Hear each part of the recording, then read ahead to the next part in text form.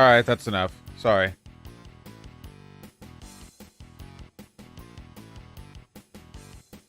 I've just been enjoying the game. This is my sales pitch. To any Zoomers. Try the game. Look, it's actually really fun. Look, there's no vertical aiming. Isn't that crazy? All enemies are actually like an infinite vertical cylinder that you can hit no matter what. Like if they're above you or...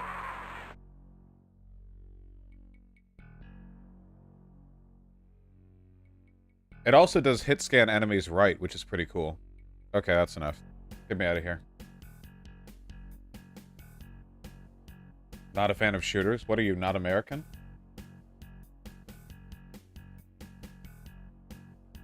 I'm so fucking wired, dude. Oh wait, what's the opposite of wired? Feeling like shit? I'm so that, dude.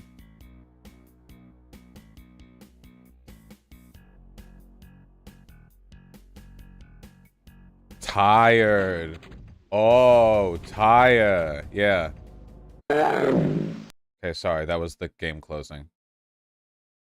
It's pretty loud. Fried? Yeah, maybe that.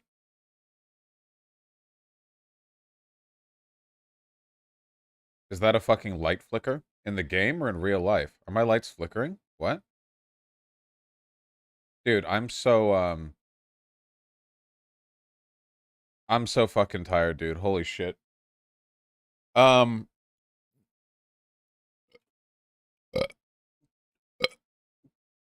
I was up really late last night, through no fault of my own, and then I got 4 hours of sleep, and I set the alarm to wake up at 8, because I had some tax stuff to do, and I had to do it early.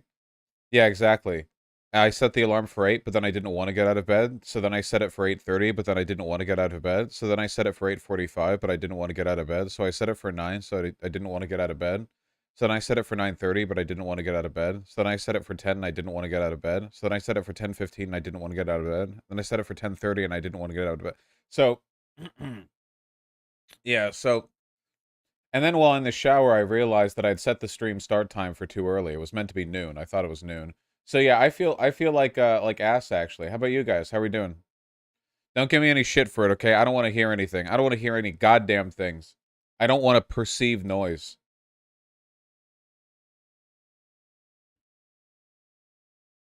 I thought you were a professional streamer. This is professional streaming, okay? This is high-tier content, all right?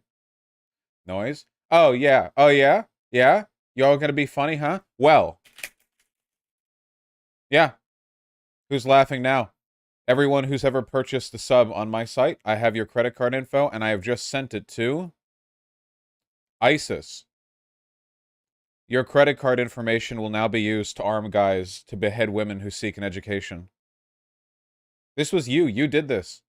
Yeah, your actions led directly to this. Yeah.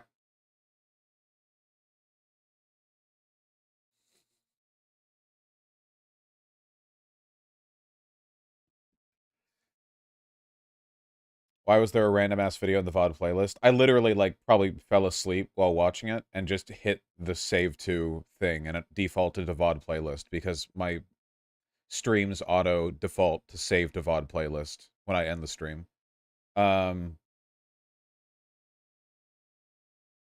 Ray, been looking for another reason to off my... Okay. Of course, Pixeleric. Have you baked cookies for your neighbors yet? Every day. Okay, how you guys doing? Nicely done, 2D Siggy. Mad Max shit? What? Ukrainian fast attack buggy with an SPG-9 recoilless rifle mounted on top in Kherson. God damn! Talk about a fucking pussy mobile. Holy shit. Can you imagine wheeling up to the goddamn Tinder date and they're like, yeah, this is my fucking makeshift ATV with a recoilless rifle that I've duct taped to the top. So do you do anal? She's like, yeah, of course, obviously, get over here, you know? Because you're in the goddamn pussy mobile, which I guess in this case, ironically, means that you're actually doing anal that time. Yes, the anal mobile, exactly. Nice, Uncle Twisty.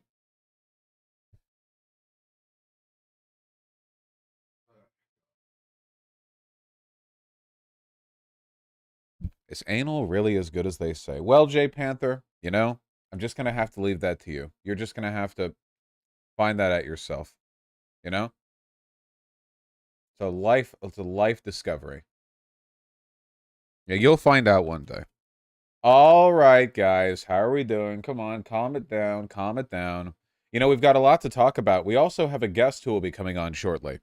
I will be talking to a Just Stop Oil protester who was recently arrested after dousing a bonger building in orange paint. Let me see if I can find the video. You know, given all of the discourse lately. Yes, here we go.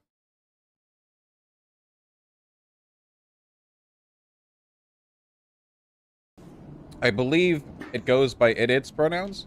Why are you doing this? Hello, I'm Lee, I'm 22 and I'm a student at the University Volume? of Aberdeen. And I'm here today with Just Stop Oil. Basically, the reason why we are throwing paint on this building is because these buildings hold the offices for both Barclays and Shell in Aberdeen. And today we are doing this in solidarity with the Extinction Rebellion protests that are happening all across the country to protest Barclays' continued involvement and funding investment of the oil industry. Dope. It's well coordinated. Excuse me. Let's see if you fucking liberals can optics pill this. Yeah. This is the top reply that I see. That's the kind of energy I want to see. Nothing quite like being oomfies with protesters, you know?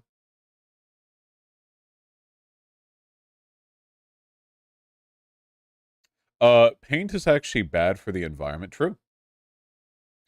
Yeah, it probably does help your cause a little bit when you look exactly like the kind of person who'd be doing this. You know what I mean? I think it's like a thematic cohesion kind of thing, right? Like with the like the piercings and the alt hair and like the big jacket and it's like what like hey, quickly artist, draw a like edgy left protester. You know, it's like it's good. It's great. No, it's drippy as hell. It's like, yeah, it's you know, it's the drip though. Yeah, that's what I'm saying.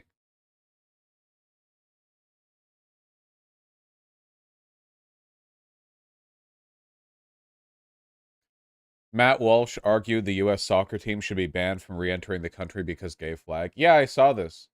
It's pretty wacky.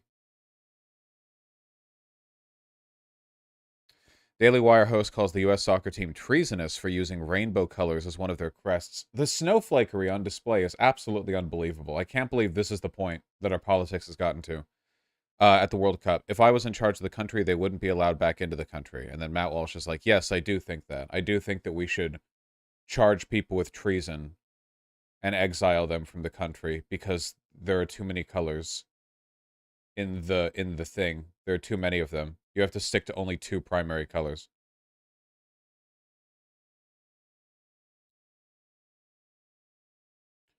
I mean, I don't really know what to say here. It's basically just a Republican like waving a big flag, saying like, "Yes, we're evil," and like, yeah, we are an authoritarian. We are evil. Like, you know, like I don't know what analysis I'm supposed to add to this. You know, Matt Walsh would see you all sent to a camp. Like, yeah, we all know that about him. Nonsense music. Why are you giving me a music video? I'm not watching a music video. Matt Walsh has been getting incredibly open about how much he hates gay people. He's openly said anyone who supports gay marriage being federal legislation should be exiled from the government. Yeah, no, he did. Yeah. But that's what I said, right? Like this is the transitionary period where the fascists have spent their time trying to slowly accrue support by being a little bit more moderate, a little bit more, you know, hands across the aisle. You know, Donald Trump holding up the LGBT for Trump flag. But now we're fully on the like, yeah, we've built our coalition and we now are like fully committed to like the genocide train. Choo choo. The Mormon Church is supporting the gay legislation. Yeah, it's pretty pretty wild. I cannot believe that the Church of Latter-day Saints would come on out here with, you know, on relatively speaking, the right side of things. Yes, Mormons are very politically weird. They are being fruity. The Church of Jesus Christ of Latter-day Saints has voiced support for a Senate bill which would protect same-sex marriage, saying LGBTQ plus individuals are entitled to rights even while affirming its belief that same-sex relationships are a sin.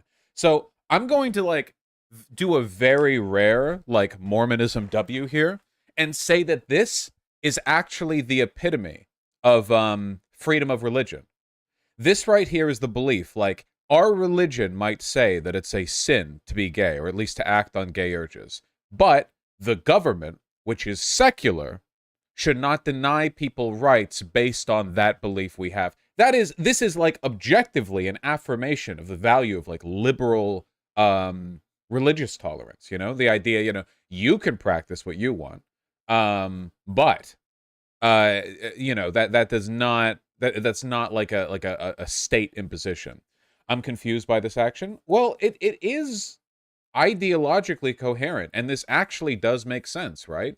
You defer to God what is God's domain, the mortal soul, or the immortal, sorry, and you defer to the state what is the state's domain, which is law. That's a consistent and historically well-respected attitude towards the separation of church and state. You know, I mean, it goes back to the Bible and older. But I am surprised they've come out with it. We are, oh yeah, the doctrine of the Church of Jesus Christ of Latter-day Saints, related between a man and a woman, is well known and will remain unchanged. We are grateful for the continuing efforts of those who work to ensure the Respect for Marriage Act includes appropriate religious freedom protections while respecting the law and preserving the rights of our LGBTQ plus brothers and sisters. You ever think you'd hear a representative of the Church of Latter-day Saints coming out here and using the term LGBTQ plus brothers and sisters? I mean, just throw NBs in there. Why not, you know? Pretty interesting.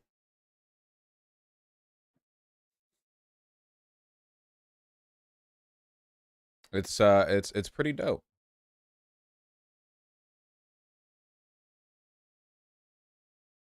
She's gays and they, sweetie. Yeah, true. Very true.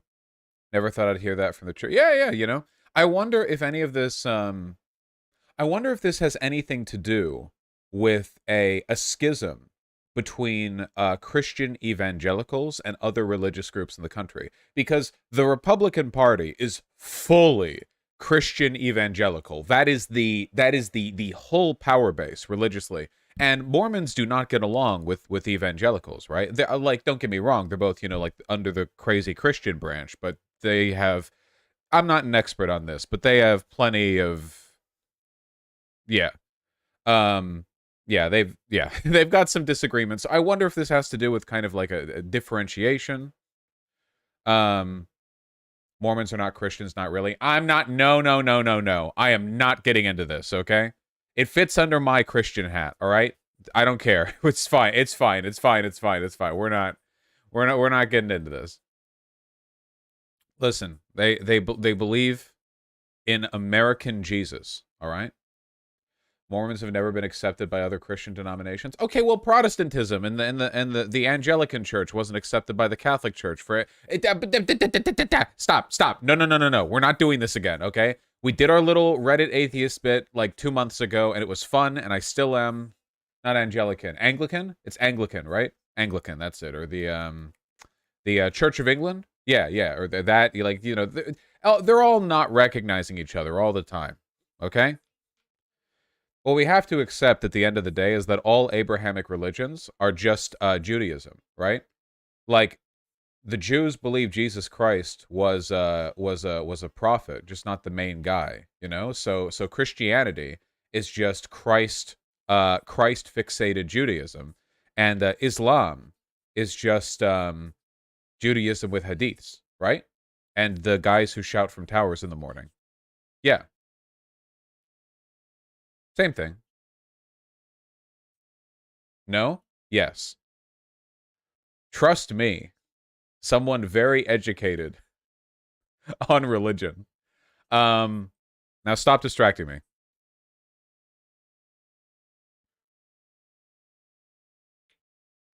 In a statement, Troy Williams, executive director of Equality Utah, said, "We are heartened to see the Church of Jesus Christ of Latter-day Saints support the Bipartisan Respect for Marriage Act. Despite differences we may have, we can always discover common ground on laws that support the strengthening of all families."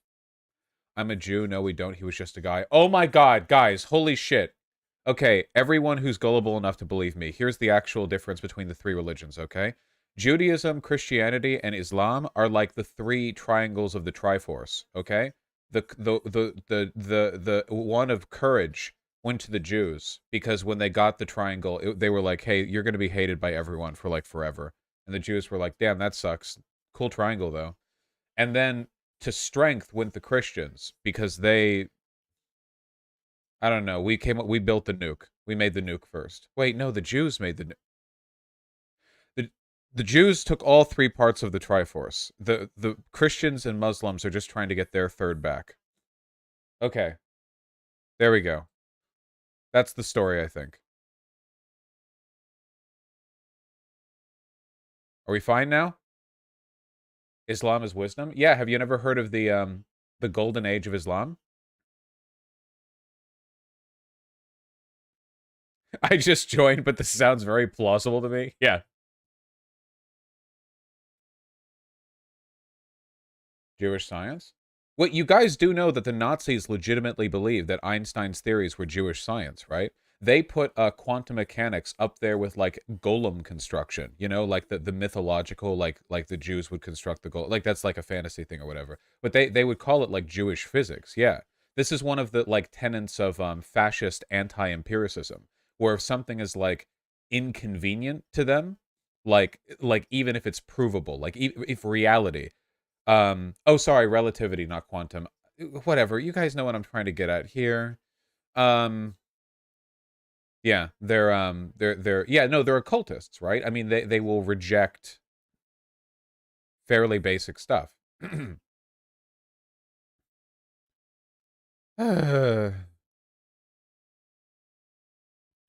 47 votes from Republicans went to the Respect for Marriage Act. Isn't this being voted on the Senate, like, right now? Like, quite possibly right now. Right now.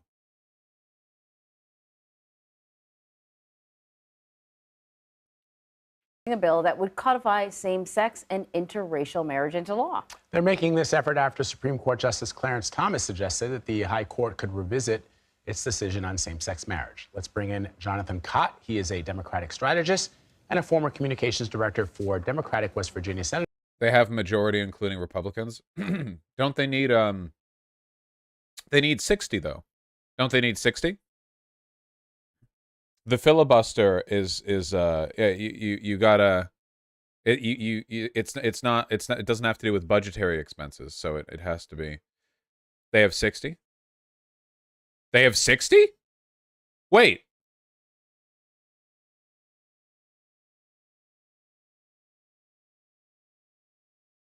Meaning they need their support of at least 10 Republicans.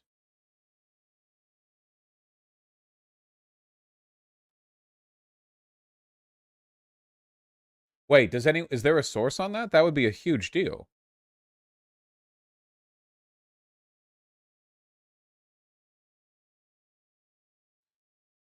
I really can't believe I don't hate Romney anymore. Romney is still a huge piece of shit. It's just like he's been eclipsed by so much worse, you know? What what are they deciding on? I thought gay marriage was federally legal. Not quite. So right now, the right to same-sex marriage is constitutionally protected as a product of Supreme Court jurisprudence. So essentially, right now, whether or not the right to same-sex marriage is protected in every state comes down to what the Supreme Court decides on. What this would do is codify it into law, meaning that it can no longer be overturned based on the future. Basically, we're trying to take this away from the high priests. Isn't that the same way with interracial marriage still? Yeah, actually, a surprising number of our rights are protected only through Supreme Court jurisprudence.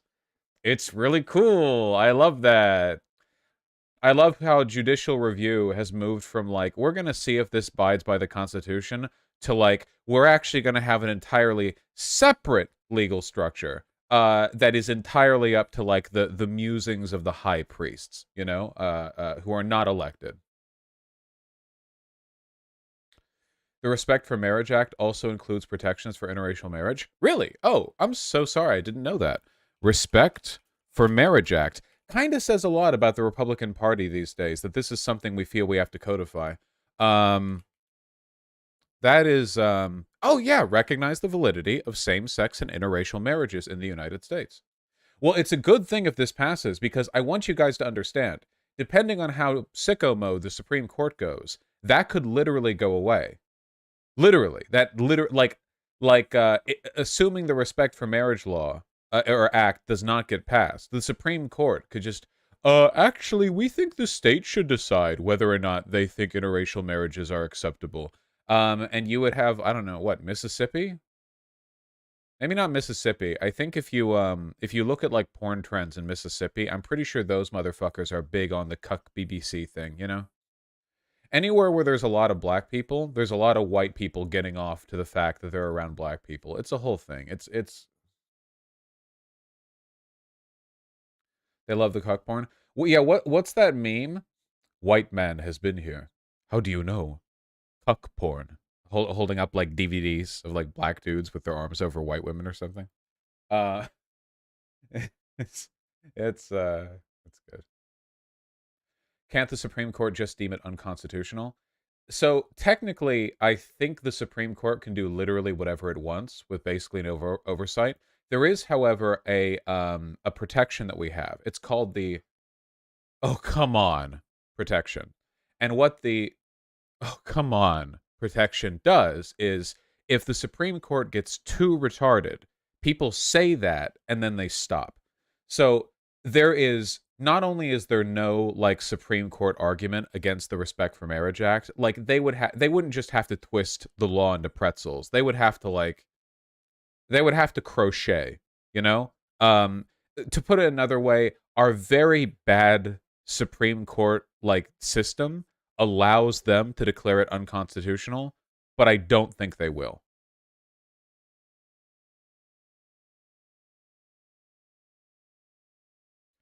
Confidence in the Supreme Court's been a tailspin. Yeah.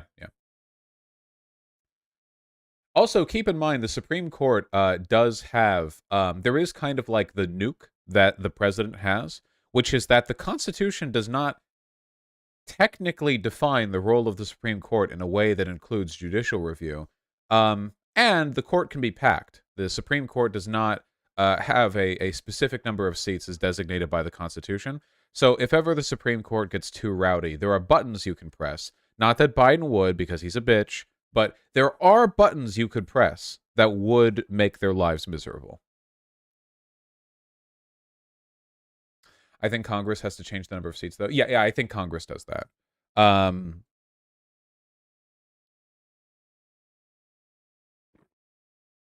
The funny thing about the judicial review thing, though, is that really would be like a no you. You know what I mean? Can you imagine that?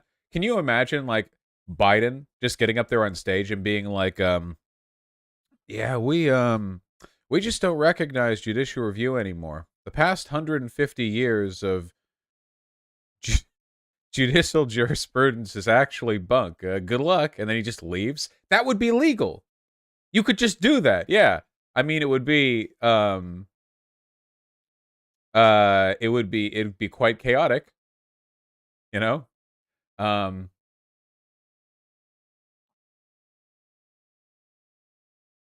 Marbury versus Joe Biden going out there on stage to deliver the hard truths about whether or not slaves should be forced to be deported back to the states they fled from, by states that have banned slavery. You know, Biden coming out there with a 6-shooter on his hip, getting ready to single-handedly reconstruct the past. That was not Marbury versus Madison? No, it wasn't. That was Dred Scott?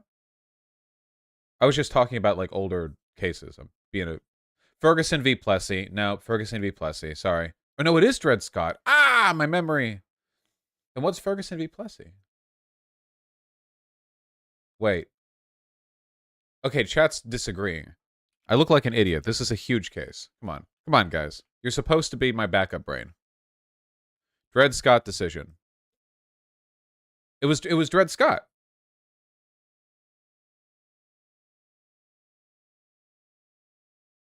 No, wait. No, Dred Scott was about citizenship. Never mind. That held the U.S. Constitution was not meant to include American citizenship for people of black African descent, regardless of whether they were enslaved or free, so the rights and privileges of the Constitution that confer upon American citizens could not apply to them. No, this is it! I was right! Yeah! The decision concerned Dred Scott, an enslaved black man whose owners had taken him from Missouri, a slaveholding state, into Illinois and the Wisconsin Territory where slavery was illegal. When his owners later brought him back to Missouri, Scott sued for his freedom and claimed that because he had been taken into free U.S. territory, he'd been automatically freed and was legally no longer a slave. Scott sued first in Missouri State Court, which ruled that he was still a slave under its law. He then sued in federal court, which ruled against him by deciding that it had to apply Missouri law to the case. He then appealed to the Supreme Court. Dude, 3 courts were like, yeah, black people actually aren't constitutionally protected. Great, thank you. Plessy v. Ferguson was the separate v equal. Okay, gotcha. Super cool.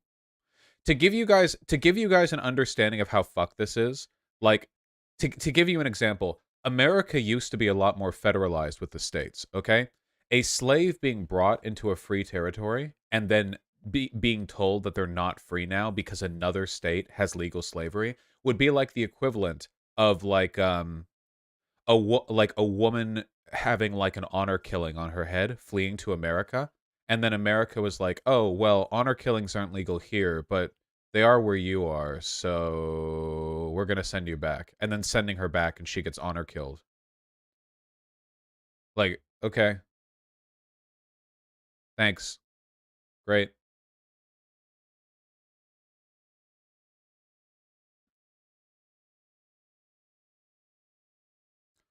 The Scots were manumitted by a private arrangement. The act of freeing enslaved people by their enslavers. Wait, the Scots were freed by a private arrangement. Dred Scott died of tuberculosis a year later? Man!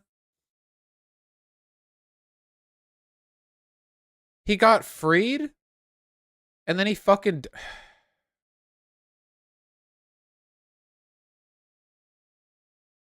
One-third of the Senate already voted. Who has the live stream? Senate live stream. Who has it?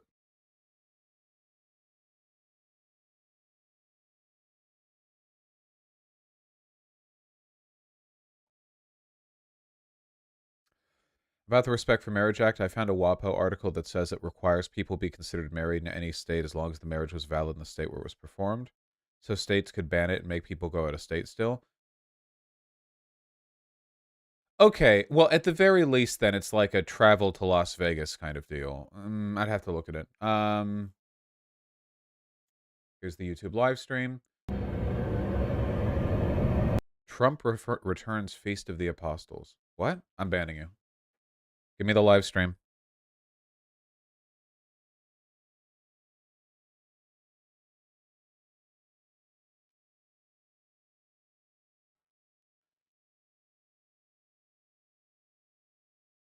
There it is.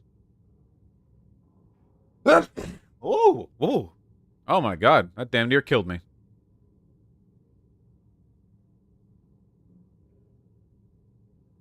Mr. Burr, Mr. Burr. Mr. Burr, sir, did you hear the good old news about General Burr, sir? No, you're on Claremont Street. Yup. Well, they renamed it after him. The Wilson legacy is secured, sure. And all he had to do was die. Well, that's a lot less if we had to give it a try. How you gonna get your debt plan through? I guess I'm gonna finally have to listen to you. Really? Talk less.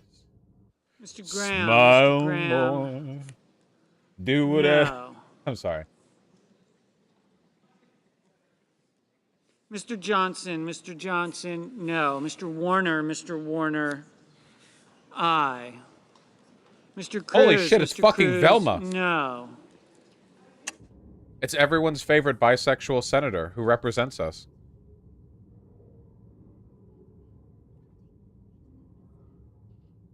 Jinkies, is that a poor person? Draws gun.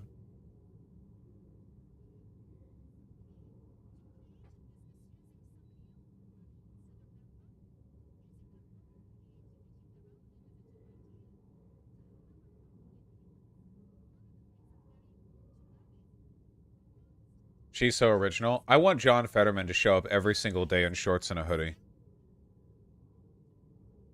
I know he's not going to, but I do want it.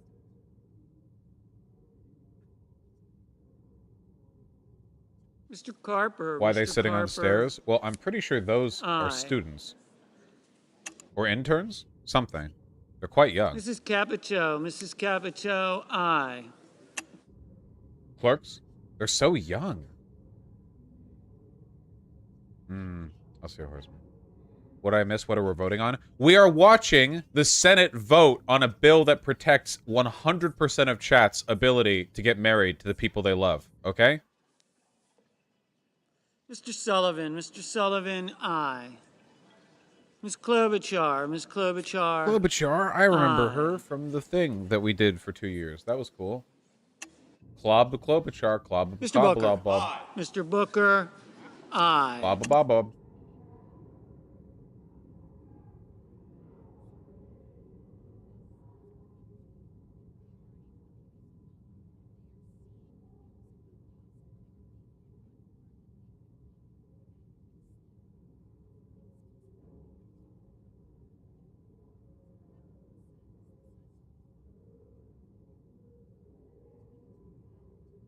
Mr. Tester. Mr. Tester. Aye. Mr. Romney. Mr. Romney. Aye. Mr. Blumenthal. Mr. Blumenthal. Guys, Aye. Mr. Cornyn. Mr. Cornyn. I've been training you for this. Do you remember these no, names? Mr. Heinrich. All the Mr. politics Heinrich. we've talked about. Do you guys Aye. remember? This is where they work. All the times we've talked about the news. Do you remember? This is where they work. This is where this is their workplace. Oh, I knew Mr. Romney would. Barrasso. Mr. Barrasso. No.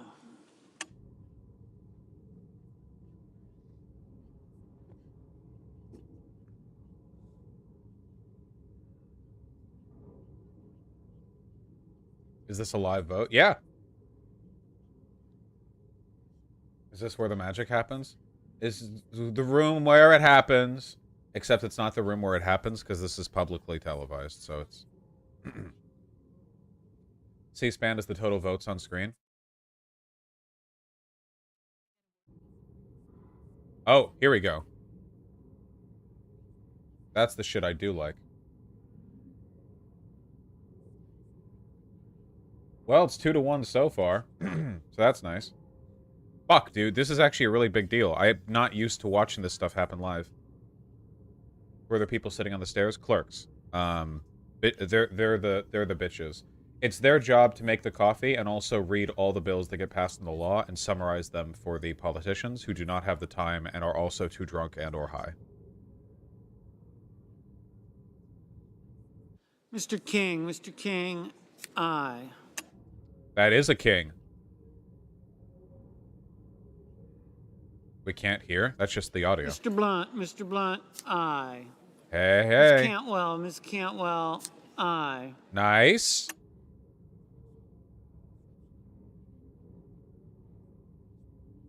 Mr. Hoven, no. Gay. Or straight. How does a filibuster work? The filibuster means that for bills that don't pertain to congressional budgetary spending, you need 60 votes to pass the Senate rather than 50. So that's what it means when they say pass the filibuster. It means that you can get by with 50 because it's a budgetary. Mr. Langford, no. Mr. Lujan, aye. Mrs. Murray, aye. Mr. Shelby, no. Mrs. Shaheen, aye. Fuck, this is gonna be like razor close. Holy shit. Remember, we need 60 yeses. This is your civil rights, like right now, live, being decided. If you're an American, and you're gay, which if you're watching me, you probably are, This is this would be the first federal legislation to secure your right to same-sex marriage ever. Before it's all been constitutional jurisprudence. Mr. Bennett, Mr. Bennett. Aye. I hope so, Annie. Ms. Smith, aye. Mm-hmm. Don't worry about it, Lucas.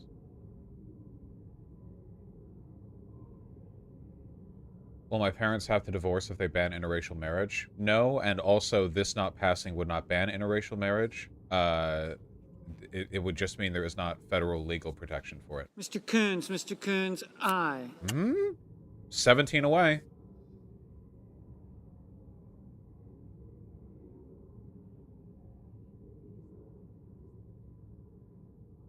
Hey, Shu. Oh, absolutely, Shu.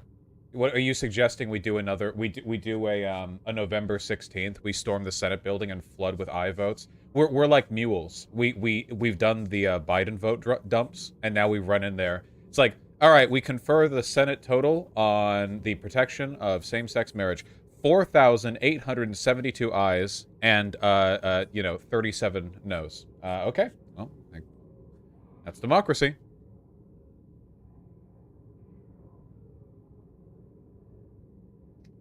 I wish they'd show R versus D vote counts. Trust me, if a single Democrat in the Senate votes against this, you will hear about it. So can they not filibuster if it hits 60? If it hits 60, then it's going through.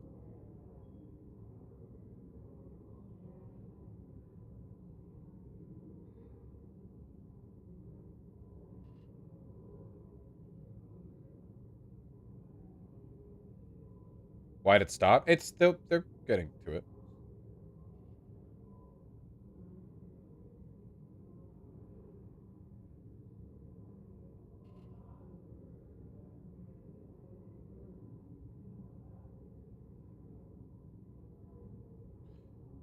What happens if no hits 60 before yes? Well, that'd be impressive, considering there are only 100 senators.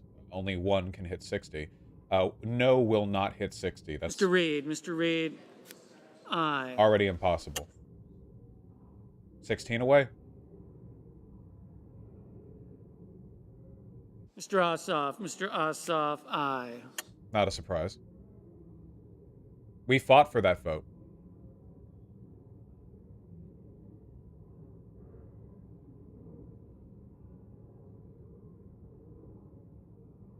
People in my community went out to Georgia 2 years ago to get that man elected. So you can feel in part responsible for his presence here. Because the Republican who was running in his place would not have voted aye. Mr. Kane, aye. 14.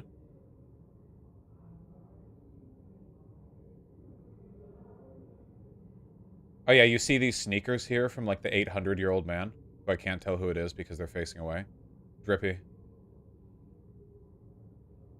What if some Dems vote no because they don't think the bill goes far enough? That won't happen. That's not at risk of happening here. Nothing is being traded away for this. We're not losing anything for this yes vote. There's nothing to bargain on. There's nothing to leverage.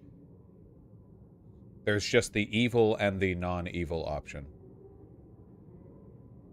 What about Manchin and Sinema? Well, I didn't come in here right at the beginning, but I believe Sinema's already given the aye. Manchin and Sinema will both vote aye. Manchin aligns with Republicans on austerity and economic issues. I don't think he would align with them on queer stuff. He hasn't in the past, at least.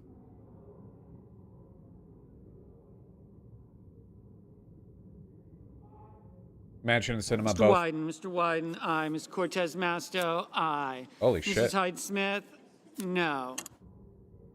12 more.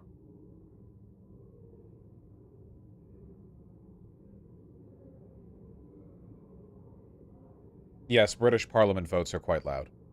Mr. Rubio, no. No surprise there.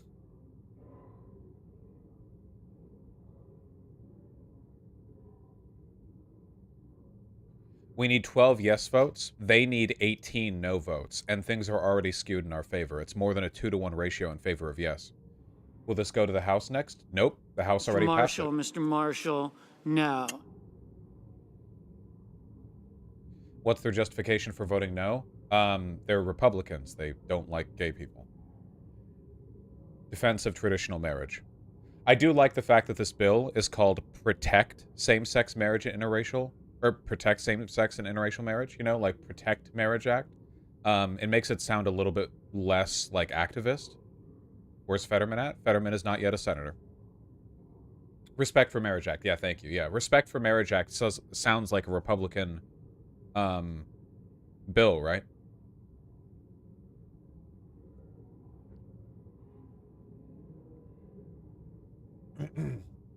Yeah, I respect traditional marriage, like pre-colonial Philippines marriage. Now bring out the femboys. What happens after we get 60? Well, it doesn't happen immediately, but if we get 60, it will be signed into law by Joe Biden. After it passes the House and the Senate, and there's some, you know, usually some talks held, but it goes to Joe Biden, who signs it and becomes law. I don't normally pay attention to... Mr. Cardin, I felt... After the closure, it goes to a floor vote? Yeah, but they're committing to the votes they're going to make. This isn't the floor vote. This is them saying what... I don't really know what would lead somebody to say yes here and then no on the floor vote. That would be pretty wacky. I guess it could happen.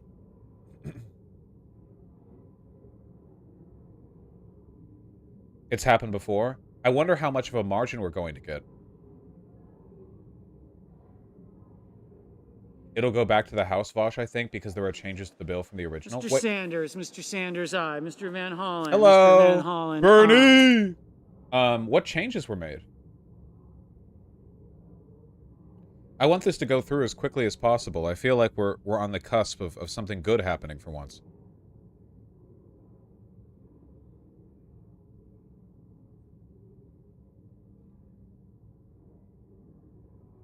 Do you ever worry you focus too much in American politics? No. You should stick to what you're familiar with. Ms. Rosen, aye. 8 more. 8 more, and they need 17 more no votes to even hit 40.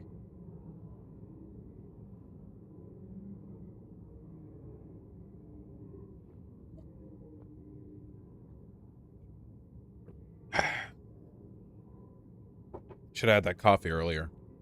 It's not warm enough now.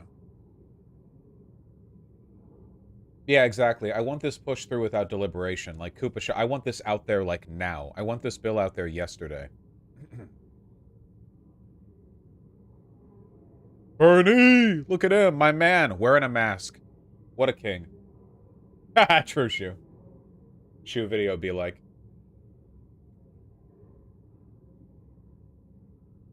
Shoe seeing a picture of Bernie Sanders drinking water and breaking the glass of milk she's holding, you know? She sees like a painting of a Rockefeller drinking water. Can somebody explain the situation? Why are they voting on this? Well, that's what the Senate does. The Senate votes on legislation. They're tallying they're tallying their votes before the actual floor vote takes place. The floor vote is what happens when you hear everyone being called like one after another. The point of getting 60 votes here, see how it says 60 votes needed to limit debate? The idea is that if you're able to get 60 or more votes, it's like, okay, this is going to go through. We don't need to talk about this for 5 hours. Let's just get it through with the Mr. Kramer, floor vote. Mr. Kramer. No. Does this just die at 5931? Well, 5931 totals to 90, not 100. So if it died at 5931, that would be because 10 senators dabbed out and did not participate, which would be quite unfortunate.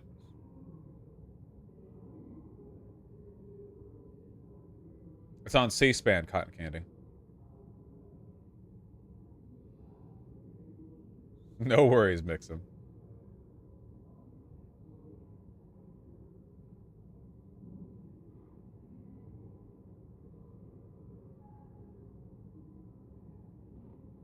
Did you see the Shapiro clip on this bill where he said that anyone who supports it should excise themselves from the Republican Party? Yeah, I saw. And I agree. with the way the Republicans have been going, I'm surprised it's doing this well. I feel like for some Republicans, this is like a last hurrah for the more neocon-y, less fascist Republicans, you know? Like, I feel like a lot of Republicans, like most politicians, are just kind of chugging along, you know, trying to follow the whims of the party to stay in office the way they tend to. And I think not all of them are ideologically fascist aligned, and this is an opportunity for some of the more neocon-y, more individual freedom-y ones to make a mark before they inevitably get ousted by some, like, QAnon magatard. Which, you know, good. Do some good on your way out. What do we think of Cinema's fit? Cinema has a fat ass, and I do want to bend her over a table. I'm not big into hate fucking, but, like, if ever I was to get anything from her, right? Because it sure as shit is not good legislation. What? Guys! Mr. Risch, no. What the fuck? Dude, she... Okay. As a woman, I agree I'd hit that. See? A woman agreed with me. Mrs. Gillibrand, aye. 7 votes. Can Kamala break at 59-40? Well, that would leave 1 senator up. That's 99 votes. Kamala can break a tie, a 50-50.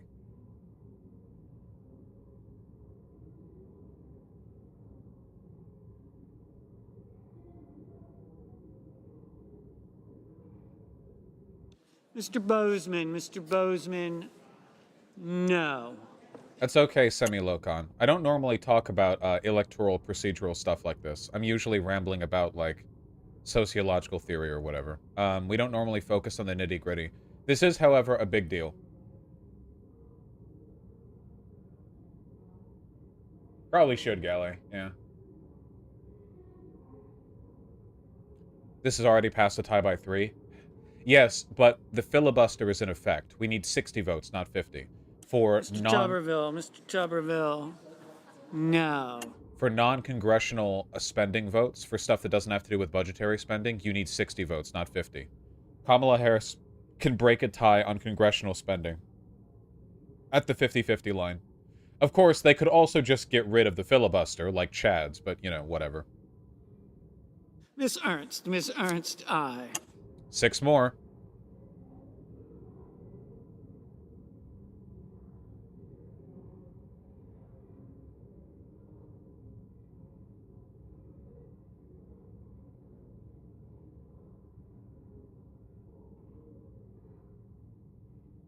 No, yeah, they don't need... Miss Brown. They could do away with the aye. filibuster if they wanted. But they're cucks. Everyone is cucks but us. That's okay. We need to accept this. Yeah, Annie, it seems like the whip might have been right. 5. Mr. Kelly, aye. 4. 4 away. We only need 4 to make it. They need 14 to make it.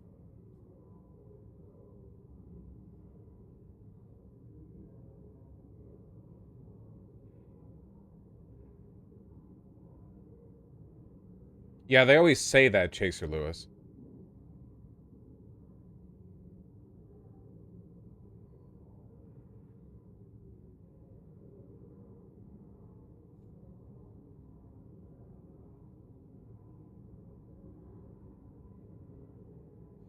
Very disappointed in my 2 senators from Texas. You mean Republican senators whose party platform for the state was like, yeah, we believe in QAnon, where we go one, we go all.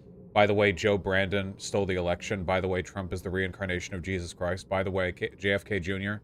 is returning from the promised land to that Texas, that state.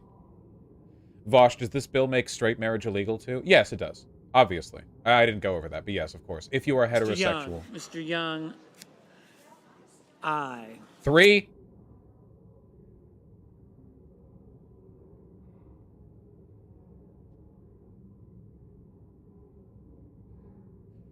Remember, this vote is not the end of the process. If it really is being sent back to the House, then they'll need to the House will pass this, for sure.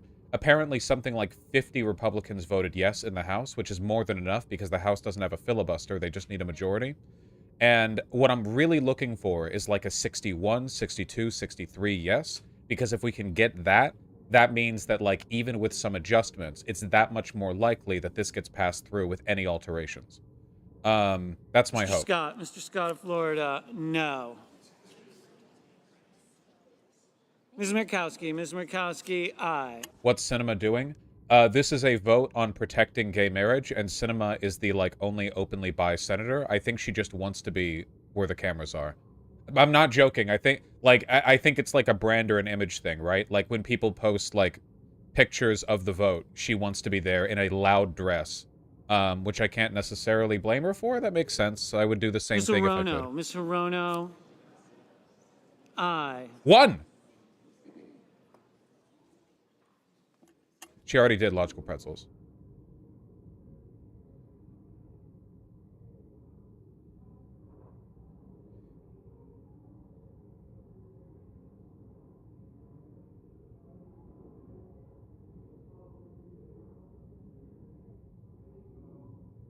Mr. 23 Wicker, consecutive Mr. no votes. Wicker, no. 23 consecutive no votes coming, yeah.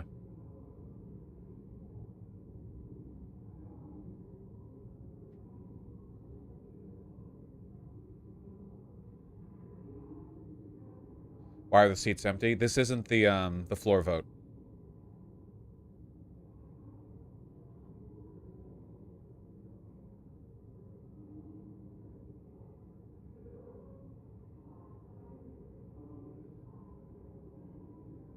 This is pretty much passed, right? No, but this is pretty great. This is very good.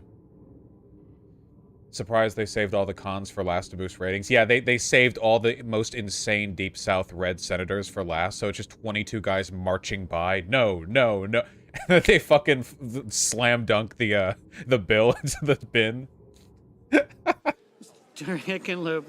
Hickenlooper, aye. Oh, well, that's 60. Woo! Everyone is gay now. Mr. Kennedy, no. Well, we want more. We want. I'm hoping for 63. That's my hope. If we get 63, then that's enough to give us a bit of wiggle room if this goes back to review in the House. That's what I'm hoping for. But this is still fantastic.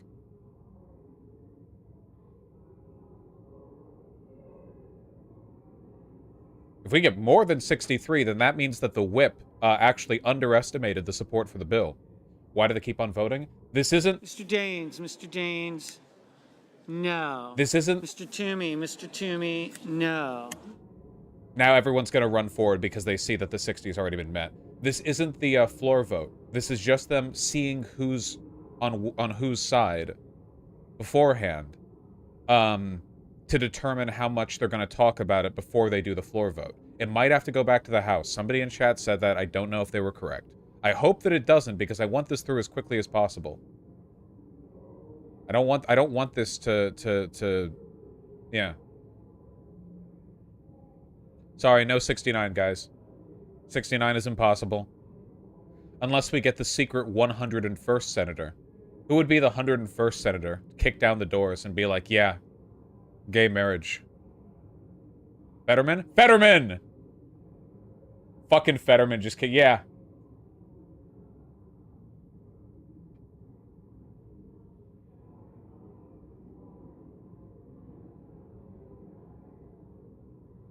Fetterman's so large he gets 2. That makes sense. I think that should be how it works.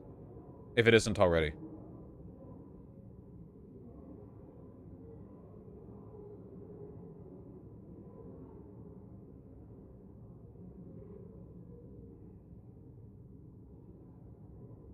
I didn't even know same-sex and interracial marriage was on the chopping block. I mean, during the Roe v. Wade revocation, the conservative court literally said, like, yeah, we should probably reevaluate gay marriage and interracial marriage. They literally said that in the decision. They were like, yeah, now that we've gotten rid of the protections for abortion, maybe we should, like, I don't know, maybe we should, like, get rid of some other stuff. I don't know, it'd be kind of funny, though, Lamau. Maybe, maybe not, you know. How did Mitch vote? I don't know if... Has Mitch voted yet? He probably voted right at the beginning, right? I mean, he would vote no.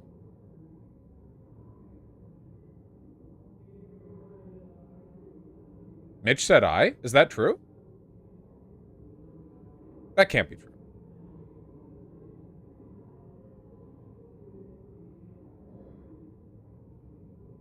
Nah, he didn't. He did it.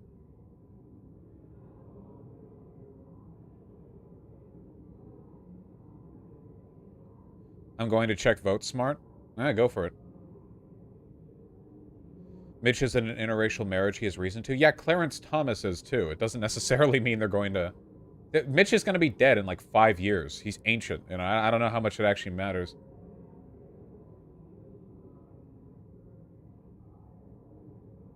Okay, the last 8 votes are really sitting on their hands here. I want to see how much we get over 60. I want us to get to 63 to meet the estimate of the whip. Yeah, I hope so, IRI. I mean, we'll see if this gets kicked back and forth, the House and everything, or if there's any fuckery. Here are the Republican aye votes. The Republican aye votes tallied as of 2 minutes ago. Blunt, Burr, Capito, Collins, Ernst, Loomis, Portman, Sullivan, Romney, and Tillis. So no, not McConnell. Sorry.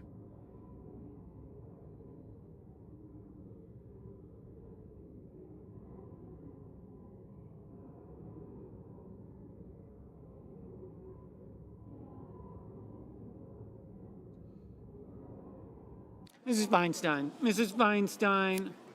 Yes. Aye. Thank you for doing something useful, you fucking dinosaur. 61.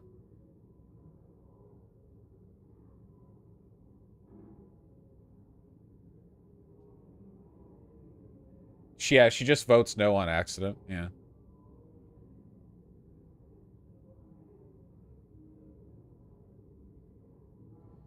What does this mean? Does this mean it's guaranteed to pass? Nothing's guaranteed in Blue, but this is very good. Odds are very likely that this will pass. If any, like, there's always room for disruption depending on differences in the bill that was passed between the House and the Senate, and whether this goes back for another vote, and whether or not people do some fucking political stunt by changing their vote. However, this is quite good. Generally speaking, the floor votes tend to correspond to the preceding votes, the procedural ones. There are deviances, but usually not by much. We're already 1 over the 60 that we need. So if we got 62, 63...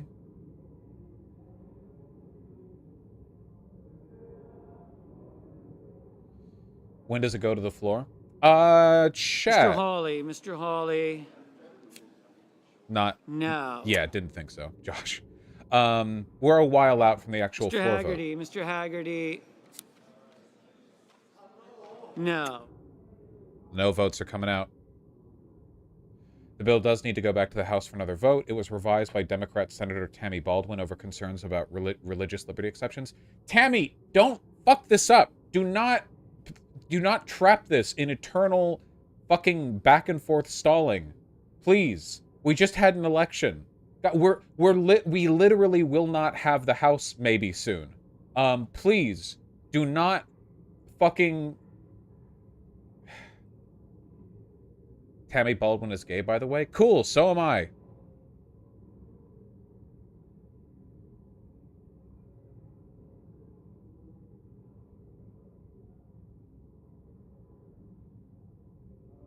Mr. Inhofe. Mr. Inhofe. No. A lot of the no votes were waiting till the end here, I think, to see where things went. I imagine that some of the more conservative senators are waiting to see how the more rhino-esque senators vote.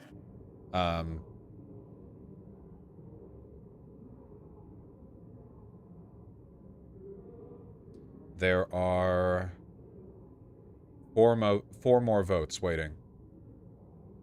I really want to see 2 more yes votes. We'll see. No shots. These votes are planned their office weeks in advance. No, I don't mean they're changing their votes. I mean that they're, like, waiting to see. It's an interpersonal thing.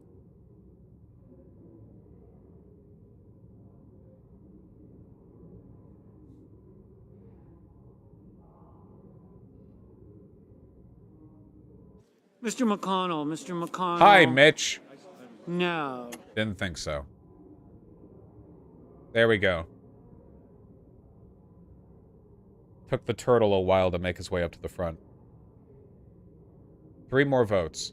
If the whip is going to end up being correct, then that would mean that 2 of the 3 remaining votes have to go to yes, which at this point seems less likely. Maybe the whip was overly optimistic. Are there any big Republicans saying they want to ban interracial marriage in their state? No, people like that don't talk about banning it. They talk about leaving it to the states. That's always the first step. Like, it's like Republicans won't say we need to ban civil rights or bring back Jim Crow. They will say like civil rights provisions should be up to the states, you know?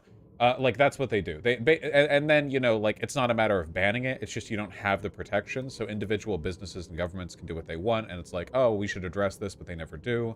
And they basically get the same outcomes without actually having to formally ban it. It's a consequence of federalization. Come on. 3 more votes.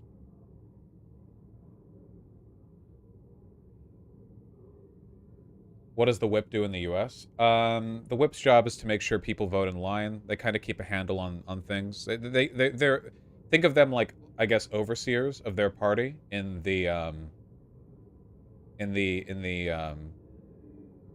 respective house they're in.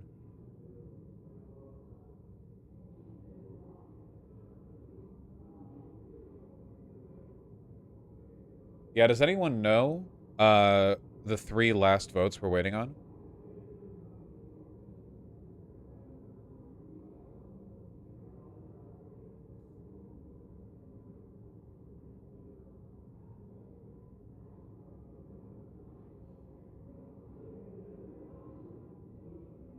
Did we win? We did win, but I want to win by more. Mr. Whitehouse, aye. Yes! 62! Also, wow, it's the personification of the White House in real life. That's crazy. I thought it was a building. Okay, that's 62. There are 2 more votes. Mr. White. We've got, 2 more to go. I just want 1 more yes, and the whip will be correct. Walter. Ah, yes, that's true, Soveball. That's true, of course. Feinstein was useful in draining Roger Moore's balls for the duration of shooting. Why is this process so slow? Kalik Tessie, what's happening right here isn't like that slow. It's just the process is pretty slow generally, but this right here, like, you know, not everything has to be done at breakneck pace.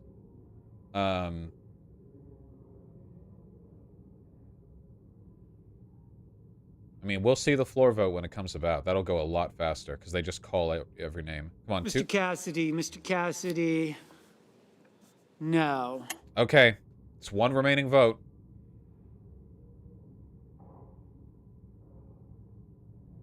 A yes or a no? Butch Cassidy and the bitch, in the dumb bitch. That's what he is. Either way, 62 yes is really good, and we should be happy with that.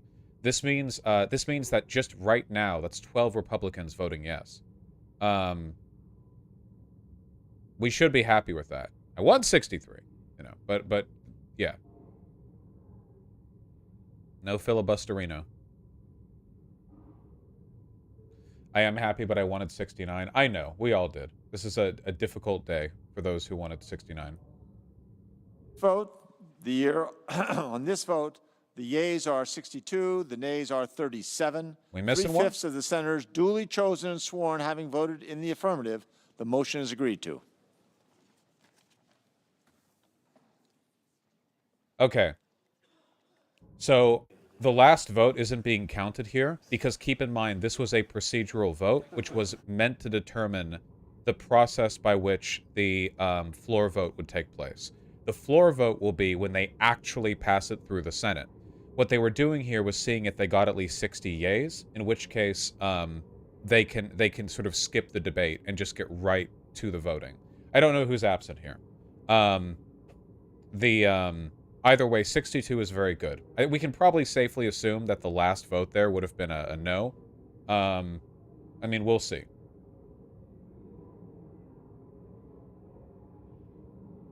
Are they going to vote now? No, the floor vote's not going to be for a while.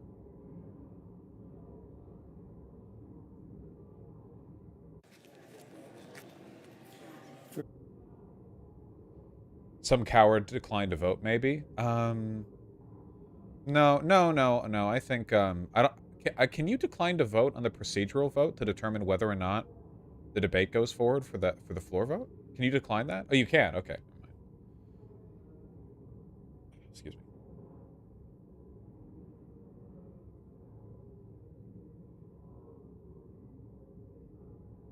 Was Fetterman a part of this?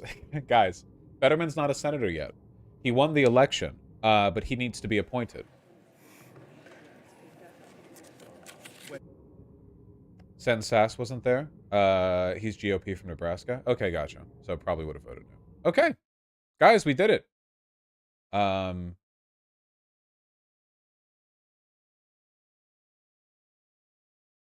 need to explain to chat what lame ducks are, Lamau. I guess this is what I get for not talking about procedural politics that much.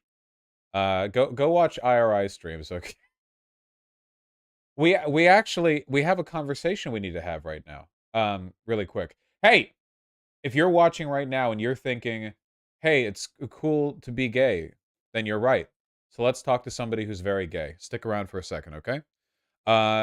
Because we now have the distinct pleasure of talking to a Just Stop Oil activist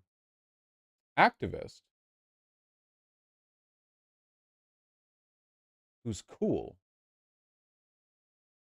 May I call?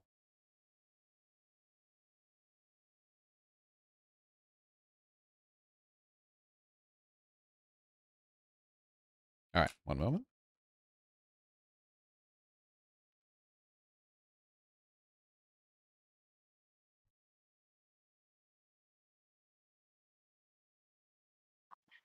Hello. Howdy. How's it going? I'm doing pretty good. How about yourself? I'm surviving. So far so good then. You know, it's the most that can be said of anyone. Why don't you introduce yourself and pronouns? Hey, I'm Celery, though so a lot more people now know me by my actual name, which is Lee, and I use its pronouns, though I begrudgingly accept they, them. And I am a Just Stop Oil activist from Aberdeen. Yes, I'm cycling through your splashy video here. Oh, I just realized there's somebody behind you doing some paint splashing as well. I didn't even realize that. Yeah, there were three of us.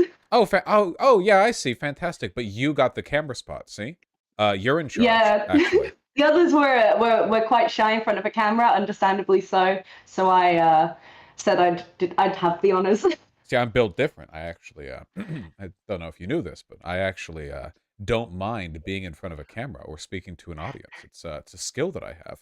I have never thrown paint at a building, though. I feel like I'd get it all over me and I'd look like really ridiculous. I mean, I think I would say you should try it. But I managed to get some on me anyway. A lot of people are saying I got a lot on me, but it really wasn't that much. Wait, let me see. Okay. Well, that's fine. Compared to the window, like... Right, most of it went on the window. Hey, any chance that you activists could splash some paint on your gloomy fucking London weather? Oh god, I hate going to London. London's a nightmare. They always try to drag us down there to do protests, but... A lot of fancy buildings over there. Yeah, God, every time I see a picture or a video or any Tom Scott video where he's in London as well, it's just like, you know, it's you've got the gray pavement and then the gray sky. I can't... Oh, you think London's bad? Aberdeen is known as the Granite City because all of the buildings are made of granite, so it's pretty much completely gray. Aberdeen in Scotland? Yeah. The oil capital of Europe. Oh, lovely. Well, then you've probably spent some time there. Okay, well, unfortunately, when you Google, like, city sky, you get, like, really pretty sunsets, actually. So On like the odd day, you get some beautiful light, but like in the dead of winter, it's a bit dreary. But I love the city. yeah. Well, yeah, it's Scotland. I mean, anything's better than England, I guess. Okay. Exactly. So, yeah. So you, how aware are you of me? I don't actually know. I mean, I am fairly aware of you. I actually, I don't know if he's okay with me saying this, but I actually date Lonerbox, and he's talks about you a fair amount. Oh, well, I didn't know that at all. This is new lore. Okay. Well, there we go, I guess. Neat. Yeah. Didn't I see Lonerbox in chat earlier? Wait, Lonerbox's name is going bold right now. Oh, of course, because he'd know that you're coming on, right?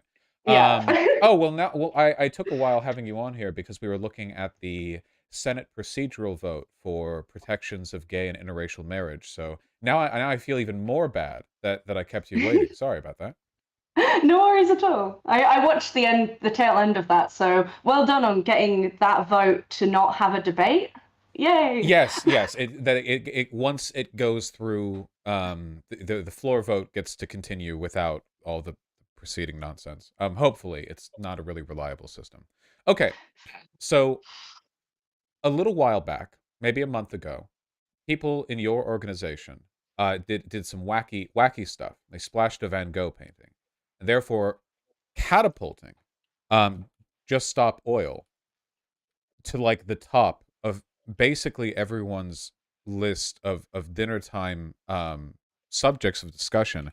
Seriously, if you go to Just Stop Oil, like on Google Trends, and I told this to people in my chat, you know, they were like, what if you just exclusively protested outside government buildings? No. It turns out that the Van Gogh bit was a stroke of genius. But I got in arguments with my my community afterwards, you know, like, well, what is the Mm. value of this anyway, right? Well, what are you actually accomplishing? So I've made my arguments. I want to hear from you. Sure. Yeah. Well, my view on it basically is so I've done a number of different Just Stop Oil protests, including blocking roads and occupying oil terminals.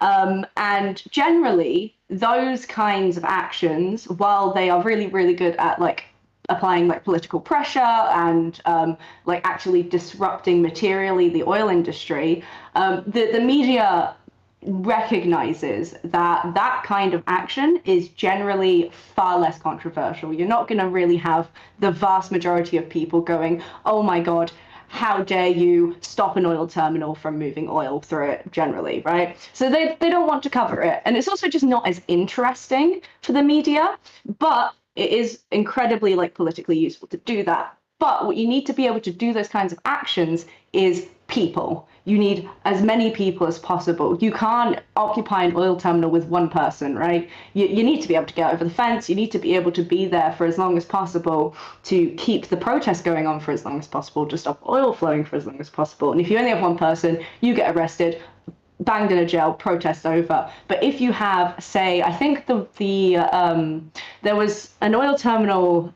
trespass that we did in Glasgow that went on for 60 hours because of how many people we had there. It took so long for them to process everyone. And that lasted 60 hours, the longest protest of its kind in the UK. Barely anyone's heard about it, right? Like, I bet you haven't heard of it. And if you have, it's probably like someone who's a bit more informed telling you about it and things like that. It just doesn't come up. But then all of a sudden someone goes and splashes some paint on a building or soup on a painting, and people hear about your campaign.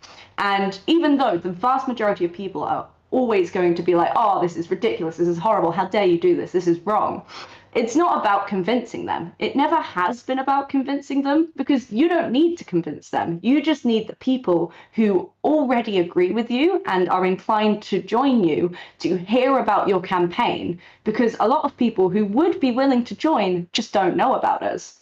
And so now those people know about us and are able to be like, okay, what's Just Stop Oil? Look into us, find out how to get involved, come to a local talk, you know, find their local group of activists and start getting ready to join us in the pipes or in the road and things like that. No, I fully agree. And I think this was the difficulty my community had with it as well. You know, I do a lot of debates on my stream. So it's all about like rhetoric, how good of an argument you can make. But it's, protesting's not really about that, right? I mean, the good arguments in favor of scaling back the use of fossil fuels were made decades ago. They've been made empirically and perfectly. The perfect arguments for this already exist. It's a settled subject. The issue isn't whether or not you can prove your case, because you can and have. The issue is just, well, okay, now that you've proven it, like, nothing's actually changed, because it turns out the people who don't want to believe what you're saying are the ones in power, or who don't care what you're saying. So at that point, it stops really being about, convincing, and just becomes like a matter of mobilization, And I think, given the fact that we're pretty confidently marching towards our deaths as a species, or at the very least towards like widespread destruction with how we're dealing with the climate change, um, we're a bit beyond the point of like, well, make sure your protests don't inconvenience anyone. The funny thing is that the Van Gogh painting thing and all the other stuff that Just Stop Oil's been getting a lot of attention for lately didn't really entail inconveniencing people at all, outside, I guess, a couple hours restoration work for some museum employees. I mean, very minor stuff like that. But people get really, I guess, kind of like reflexively angry when they see that sort of thing, not understanding that, like, their anger at that is like is the critical hypocrisy that's being pointed out, right?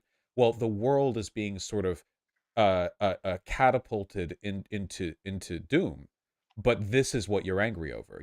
Like, you're okay with the multi-billion-dollar fossil fuel companies and the people who they buy out in the media non-stop recycling lies for the sole purpose of enriching themselves at the expense of 8 billion humans. But why soup can at Van Gogh, and you could never highlight that hypocrisy without doing something to make them angry. Yeah, no, I totally agree. And it's like, the thing is, we've been voting, we've been marching, we've been signing petitions, we've been lobbying, we've been holding our little banners outside of government for decades upon decades upon decades. And where has it ended up? We're still floundering about whether or not to actually transition away from fossil fuels, despite the fact that, as you said, the consensus is in. We have to. And if it takes a small minority of us, looking a bit crazy for a while to force that change to happen, I would say it's worth it in the end, because the alternative is like billions of like people having to flee their homes because of like so much of the earth becoming uninhabitable, and then because of all those billions of like refugees, we're going to see like societal collapse as governments like lock down in authoritarian ways to like protect their borders. Like, we already see that kind of stuff happening with refugees of war and disaster, and it's going to get worse. And I would say, unfortunately, someone having to clean up some paint or a bit of soup compared to, as a human society, us trying to clean up the carnage that we're going to be facing because of the climate crisis, it just doesn't really compare. And I would say one is far, far worse for the most vulnerable of us than the other. Oh no, certainly. Yeah, it's in a purely like rational sense. Not only is the math easy, it's you kind of have to be deluding yourself to not understand it, right? There is no inconvenience that Just Stop Oil could cause that could measure up to even a fraction of a fraction of a fraction of what we're all going to experience, and frankly still have, or like right now, Yeah. with energy prices, with all of the human damage that's been done due to automobile reliance, which is a very artificial way of constructing cities that was done because auto manufacturers worked in tandem with, in your case, with city planners after World War II, because most of your cities were bombed into rubble. So, they were rebuilt with an automotive focus in a way that was meant to mimic a lot of American, city design, which was itself a product of, Henry Ford and other like automobile titans working to sort of shape the future of American cities. So like, if you scale back like far enough, like there's just no comparison, right? And you can make all the rational arguments you want, but like, God, I was just a little child when An Inconvenient Truth came out, right? That Al Gore film. Wait, how old are you? I'm 22. Okay, so you would have been. Would you have even been alive? It would have been when I you. was born in the year 2000. So that would have been that year. Yeah. So I think it came out 2000. Well, either way, everything in that movie is I mean, that was like a cinematic presentation for the argument too, right?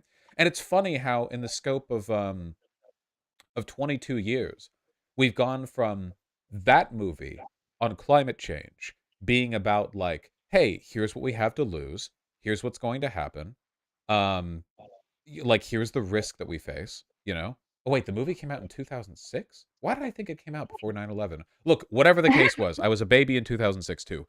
Anyway, um, back then it was like, well, here's the threat we face. And now, what was that movie? Don't Look Up. It's the now the Yeah. movies on climate change are like, oh, isn't it funny and nihilistic how everyone is ignoring the fact that we're all doomed and we could change it, but we're not, you know? Um, and so clearly, like the arguments here are not like the problem at hand. The problem is that like every system by which you educate and inform people is controlled by wealthy people, and wealthy people just tend to have their hands in the pockets of billionaires. And billionaires get along with each other, and a lot of them are just Yeah. enriched by fossil fuels, and you know, There's that's a also systemic problem. there's this how I got involved with Just Stop Oil is I went along to a talk, the kind of talk that I actually deliver now around the UK.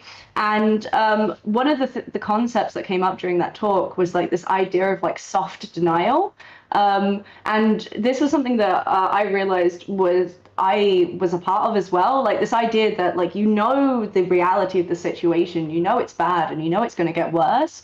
And you're just continuing on with business as usual, like continuing on not acting like it's the emergency that it is. And it's like a self, like a survival kind of instinct, right? Because it's a problem that's so big and so large that you can't really deal with it as an individual. So your brain tries to protect yourself and just, you know, focus on getting through the day. And also there is the fact that a lot of people don't have the time, the energy, or the resources to worry about this kind of stuff, which is totally valid. But there is a fair amount of people out there for whom they could be doing something, but it's easier to just carry on, you know? Well, we can't all commit as you have. I think you said in our conversation that you've been arrested 3 times. Yes, Monday was my third arrest. It would have been 4 times, but the second roadblock I did in London in October, there was also an Insulate Britain protest happening around the corner, and there were so many of them that they didn't have the police to arrest all of us. Well, that's the hope every time, right? I mean, that's always the Yeah, goal. definitely. I mean, like for me, my perspective on actually getting arrested, because it's a very interesting part of it. For me, my view on the arrestable part of taking action is getting arrested isn't the end goal, right? But if you want your protest to last as long as possible, you've kind of got to be there until physically removed. So like with an oil terminal trespass, you know, it's no use if you just sit there until the police ask you to leave and then, okay, oil starts flowing immediately.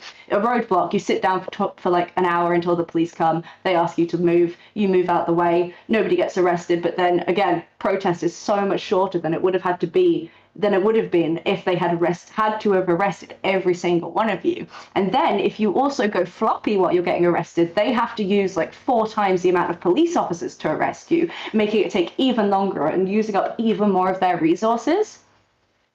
Yes, the go floppy strategy. It's right up there with the glue your ass to the pavement strategy, right?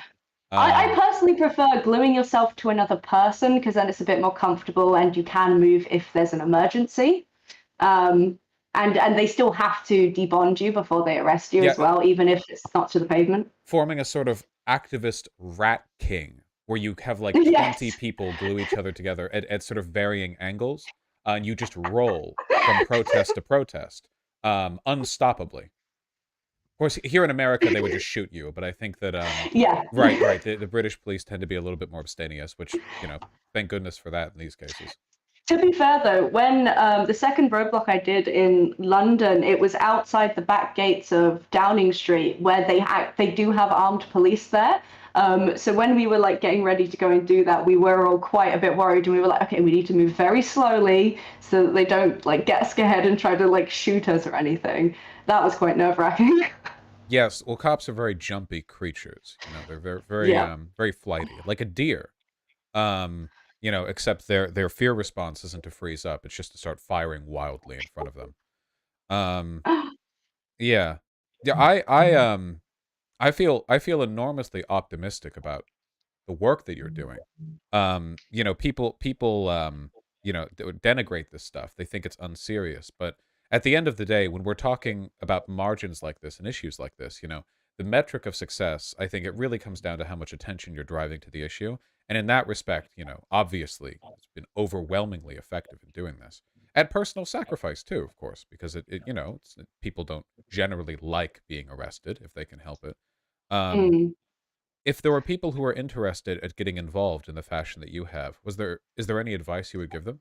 I would say, for those of you that are in the United Kingdom, Just Stop Oil, the website is just juststopoil.org. You can find out how to get involved and like find local groups, and there are also Zoom calls, I believe, every week, basically going into more depth about why we do what we do.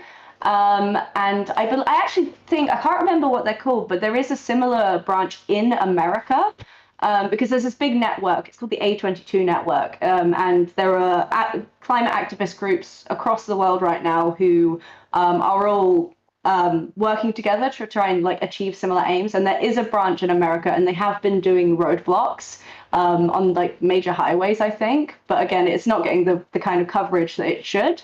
So I would encourage people to try and like find out if there are people around you doing that kind of thing. And if there isn't, there will still be like-minded people who might be willing to try to do something, right? Like it all comes back to like a couple of people deciding that they can't abide by the way things are anymore and trying to work together to figure out a way to change that, you know?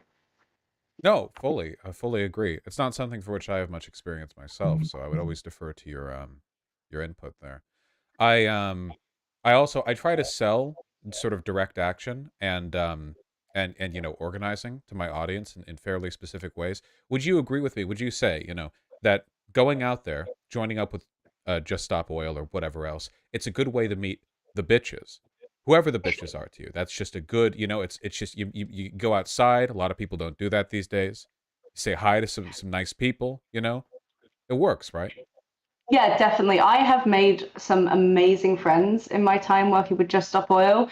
And another thing that's really, really good about being a part of like an activist group is, especially one about like the climate crisis, is you are surrounded by people who understand how terrifying the situation we're in is. It like you can just be like, hey, isn't it scary? And everyone will be like, yeah, no, totally, I get you. Rather than being like, I don't know what you're worrying about. Like, just get on with your life, you know? You feel seen. And also, statistically, climate activists tend to be more gay. Yeah, I I'd say think so. I'm not sure about why, but we do tend to be more gay. Yeah, I've seen the videos of the Just Stop Oil protesters. These bitches do indeed have blue hair and pronouns. And you're all Tyler Durden pilled, you're Fight Club pilled, you know? All the weak babies in chat wish they could be splashing banks windows with paint, but they can't because they're like the guy in Fight Club who's not named, you know? They're a cuck, they're a beta, but they could be alpha by joining up with you guys and helping out. Oh, definitely. Forget touching grass. Come and hug some trees. Exactly. It's like trees, the large grass, for strong people. Uh, I really appreciate you taking the time to speak with me. Um, oh, hold on. People would be remiss if I didn't, you know? There was some fuss a little while ago about the funding to Just Stop Oil. Ah, okay. Yeah. Now I think I've already addressed this, but in your words, Okay, so I understand. If I'm understanding correctly, you're referring to like Eileen Getty, right? the heiress, yes. Yes.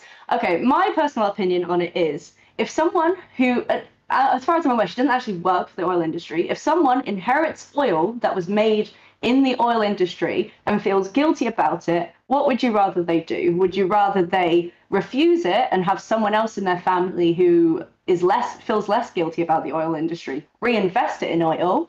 Would you rather they keep it for themselves and just continue to live in luxury off of it? Or would you rather they take that money and put it into the pockets of the kind of people that want to tear that system down? I know which one I would prefer. So you're saying that this isn't a conspiracy where the person who inherited oil money, who then later contributed some of that money to a fund that was then pulled from by Just Stop Oil. This isn't actually like a marionette situation where actually you guys are taking orders from the top, from the Oh, the yeah. the the org that you got the funding from to the heiress to the oil industry. That's not taking place. No, Eileen Getty has absolutely no say in anything that we do. I know a fair few of the people who actually plan the kinds of actions that we do, and they are all like wonderful people. Like a fair amount of them are like working class, lifelong activists. And you know, and a lot of our actions are also more spontaneous. That just like a local group will decide, oh shit, here's a cool thing we can do. Let me just check if we can get the money to do it, and then we go ahead and do it. Like, there's nobody pulling strings here. Yeah, I figured not. People were being very conspiratorial about that as a way of denigrating Just Stop Oil in a fashion that I found really distasteful. If you've done any work with any NGO or any kind of protest group, pulling money from like humanitarian funds that at some point in time came from a wealthy person or a wealthy person's organization is really, really common, right? If you're doing any kind of NGO work in like Africa, odds are your money can be traced back eventually to like the Bill Gates Fund or something, right? That's just Yeah. that's just a product of the fact that those are the people who have the most money. Obviously, any like smattering of humanitarian aid they sort of toss out into the system, like ideally that would be used by people to good ends. But yeah, I think people were being really distasteful about that. Like we get money from all sorts of places. Like a lot of it is like direct donations. I believe Meryl Streep donated some money. The guy who directed Don't Look Up donated some money. I heard word about a guy who like owns like a minor league football team donated some money. Like we get money from all over the place. You'd be surprised at how many wealthy people are actually incredibly worried about the situation. Of course, they would never ever take direct action like we would, but they've got cash. And we need that cash to do what we have to do. Oh yeah, 100%. That kind of not enforced, that sort of incentivized inaction on the people who are powerful but don't want to make a fuss. I mean, that's part of the system there, right? It's not like an arm in arm, like let's all march to the apocalypse deal. It's more of a, you know, the system that faces us down is so large, and the problem is so large that, you know, let me assuage my guilt by tossing some money in the right direction. I get some of this too, because like people will, it's been a couple of times, I just get donos from my audience, right? But it'll be like, well, I saw this Vosh chatter who says they actually work at the, like for the Department of Defense. So actually, that's like they're funneling money. Vosh takes orders directly from. It's just conspiracy brain nonsense. But anyway, I wanted to bring it up because I know some people would fuss about it. Oh, of course. I really do appreciate you coming on. No, I'm happy to get this kind of stuff out there. That's what it's all about. Getting people aware of the campaign and getting people like getting involved. It's not just enough to have people talking about it. We need people joining us because we can't continue doing this kind of thing without people helping us. Certainly not. And I look forward to every future video I see of ass pavement glue or defacing street view windows. All right, thank you. Thank you for having me on. It's been a delight talking to you. Likewise. Have a wonderful day. You too. Bye-bye. All right, bye. Well, that was nice. There we go. Now we're all Just Stop Oil pilled. Based and activism pilled. Yes. Oh, there we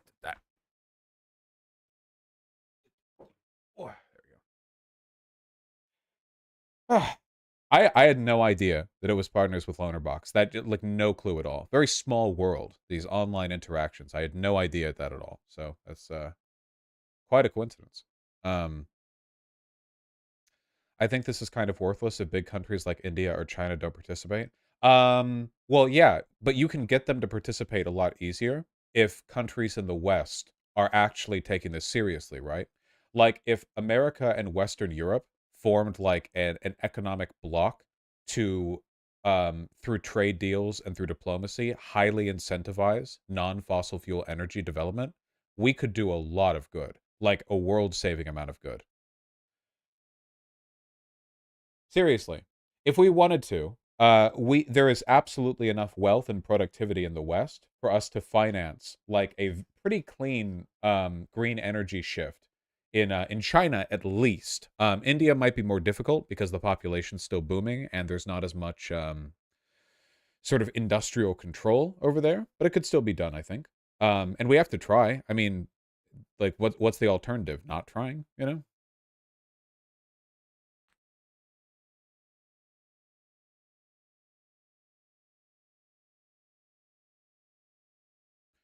Look up how many solar panels we need to power the U.S. We don't just need solar panels. Nuclear energy, hydroelectric, wind power. Lots of stuff you can do. I'm pretty sure the state of Washington actually is like basically all hydroelectric. Where does Washington State get its power from?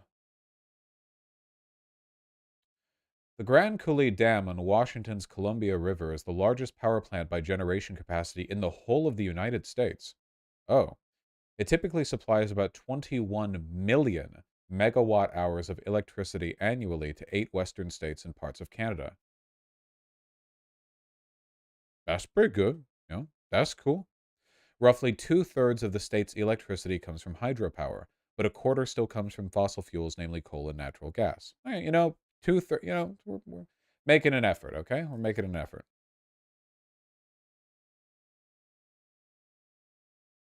But if we wanted to, we would only need an area the size of Lake Michigan. Yeah, it's more doable than people think, for sure. Please not your retarded pro-nuclear energy take. You people are insufferable and difficult to please.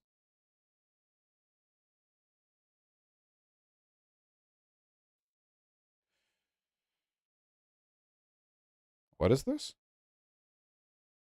I need to get new earbuds. These ones aren't shaped differently for the left and right ear, so I can never tell which one it is. Recently, PSA Sitch and Friended Forever had Jimmy Dore on their podcast. Jimmy Dore went on the Adam and Sitch podcast? These retards? When Dore is given pushback on him saying the CIA organized a coup in Ukraine, he says, "Oh no, are Adam and Sitch about to be right about something? Oh no, I can't deal with this. I can't epistemically, I can't live in a world where Adam and Sitch are correct on something." Here we have to listen. One of the main piece of evidence that I see cited, that you cited, Dave, that Jimmy cited many months That's Sitch. If you can't see a face, it's Sitch talking. ago about this claim that the U.S. coup Ukraine was, as you said, the Victorian. You're really going to debate this? You're going to debate whether fucking the United States couped Ukraine? You guys enjoy it. Take care, you guys. This has been fun. Thanks for coming on, Jimmy. Take care. Okay. And I really appreciate you saying I was funny. I think that I cannot, no matter who it is, if they find me funny, I have a spot for them in my heart. You say things but I'm not going to do this. Objectively false. You don't care? I'm not going to do this. This is ridiculous. I'm not going to go black is white, in is out. And if the point of it is this is an economic proxy. You don't even know what I'm going to say about the Newland phone call. No, what I'm just saying cares is that about New? I know none of this matter. You're What Kurt is saying is right. It was that it doesn't matter. What's your end point? That we should be helping and spending $100 billion in Ukraine or not? We're there for the same reason we did Libya, for the same reason we did Iraq, for the same reason we did Afghanistan. He's so fucking fragile, dude. Holy shit. I don't cover much Jimmy Dore shit because he's retarded and just says things that are wrong and then is cringe, and there's only so much I can say about that. But holy fuck. I'm reminded now of the fact that Jimmy Dore will sell tickets to live shows where he will go over his own Twitter timeline and narrate his tweets and then talk about how he owned the people he tweeted at. He recently got found out for having an alternate account on Twitter that he was using to bug some Majority Report guys. Libtard01. Yeah, where he admitted it. He just made another. Maybe he's not a grifter. Maybe he's actually genuinely psychotic. Why would a grifter do that? Maybe he's just genuinely... Man, I don't know. in Yemen, and now we're doing Somalia and Ethiopia for the same reasons. That's the same reason we're there. And he's likely an alcoholic. Maybe. I don't know. I don't like to make assumptions about stuff like that. I mean, I'd believe it if you told me, I guess. any discussion about it is just stupid. Jimmy, And so you I know appreciate that you, and I that's thanks for not- having me. I mean, Jimmy, before true, because you and everyone else It's okay. everyone else brings this stuff up in your videos. It's okay. And if it didn't matter, you wouldn't bring it up. It's okay. It's okay. It's good talking. Honest to God, you guys, you could have it out with Dave. Dave, he's doing a great job, and there's no reason for me to get upset. Okay, so That's fine. I understand you don't want to, be fact checked or talk about any of the things. hey, Sitch, no, Sitch. Hey, You're right. Hey, you want to have? Should we talk about? Who are these two? Who's this Joe Rogan wannabe? Discount Joe Rogan. What is happening? If water is wet, yes, we could. Jimmy. All right, I'm gonna take. Wait, Jimmy. Okay. American comedians. Yeah, there's no one on earth you should trust less than someone who describes themselves as an American comedian talking about politics. No one on earth. They're gray zone people. Oh, that tracks. I think I recognize this dipshit. Yeah. Wait, are all these idiots comedians? They always say that. Yeah. They always say like, yeah, I'm like a comedian. There's a way of like avoiding rigorous criticism. They're also typically not funny. Kurt Metzger frequently goes on Door's show. Nice. Dave Smith is a 20 IQ libertarian. Gotcha. Okay, brain damage all around. Man, I can't believe Adam and Sitch were on the right side of that. That's just very difficult to me. I guess so. People have given me shit for this take, but I have said that in all the time I've done this, and the entire time I've been doing online politics, I have never met any group of people as actively anti-empiricist as Russia defenders. I mean that fully and sincerely. That's not saying they're the most evil or the most, like, harmful group, but I've never met people who are as quick to, like, readily, constantly deny objective reality, like, shamelessly, I've argued with neo-Nazis who gave more leeway to, like, the facts at hand, Like, they have to work around information. They have to, like, carve out their lies in spaces where there might be doubt, whereas the Russia defenders will just confidently lie openly about things where there is no doubt. They'll just say it, I guess that's just the Russian, like, social media tactic, right? The Russian, like, disinfo agitprop tactic for decades under Putin has basically just been like, just say anything shamelessly, like, that's it, like, literally anything, make contradictory claims, it doesn't matter. Hey, speaking of being a dumbass, who dat? Whoa, no, Artemy.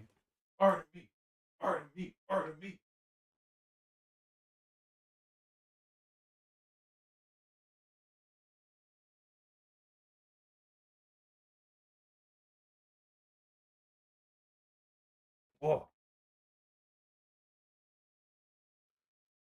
Look at this chunky little guy.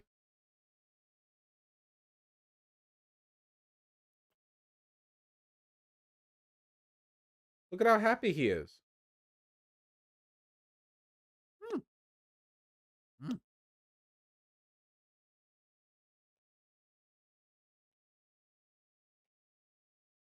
He wants to bite me, but I am too fast.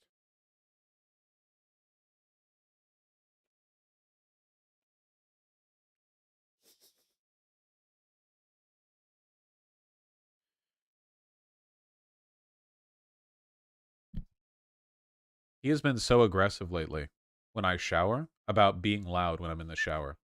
Like, he'll try to bap aside the shower curtain, and then when he makes eye contact with me, he screams really loud. What does he want? What do you want? I bap you? What do you want? What does he want? Does he simply want to be heard?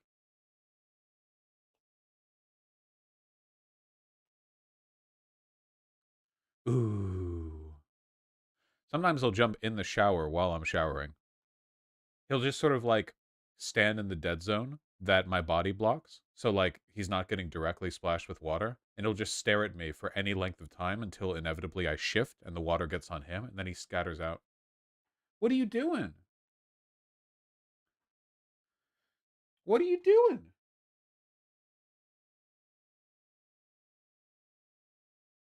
What are you doing? This little... What are you? All right. Wow. Love you. Be free. Be free. Okay. All right. Cute little baby. We might have a third cat sometime soon.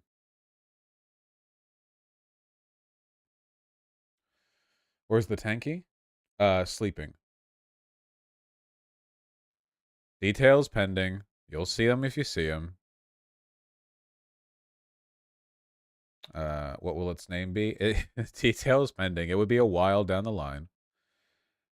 Another nudist? No, not another naked cat. Oh, hold on one sec.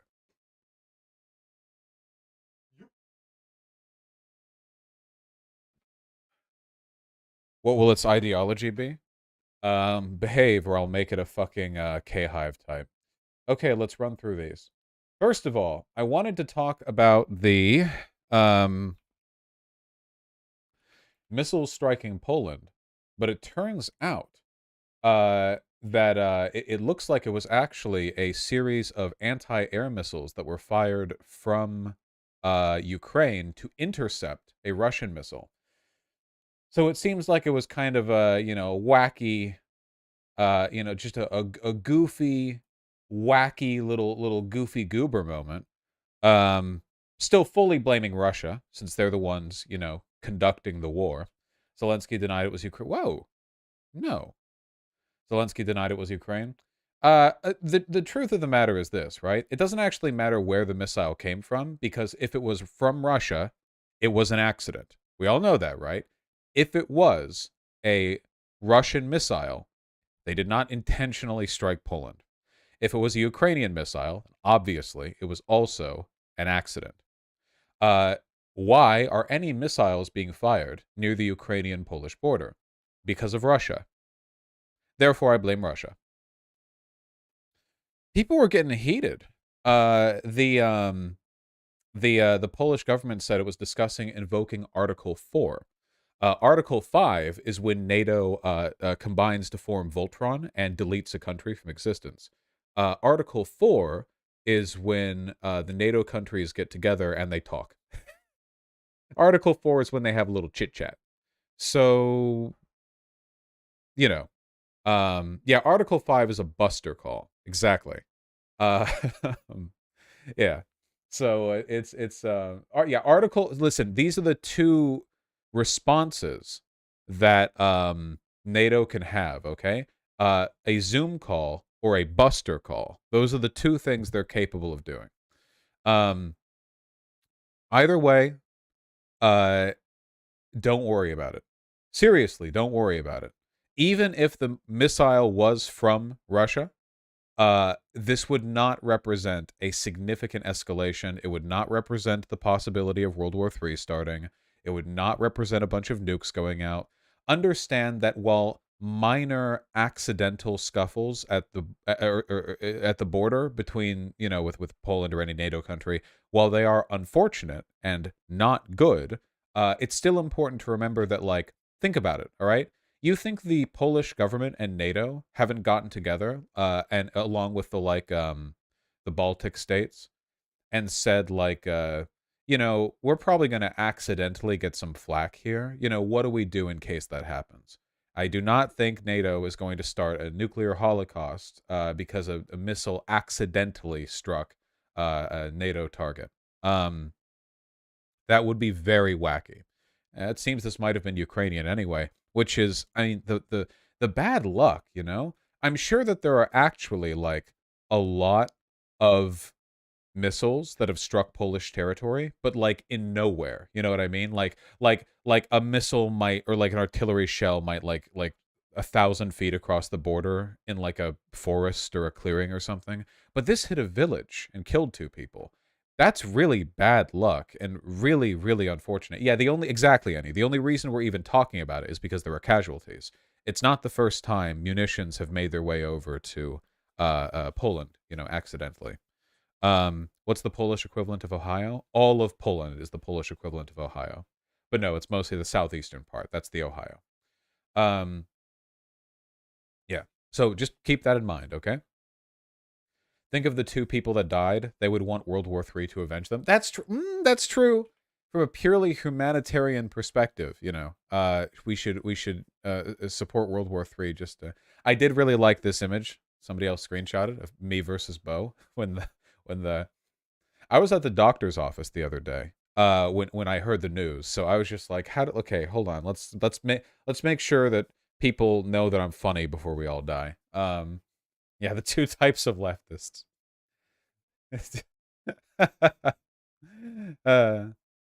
It was funny seeing how many people took your shitpost seriously. Yeah, I really don't feel like I can be blamed for, look at this.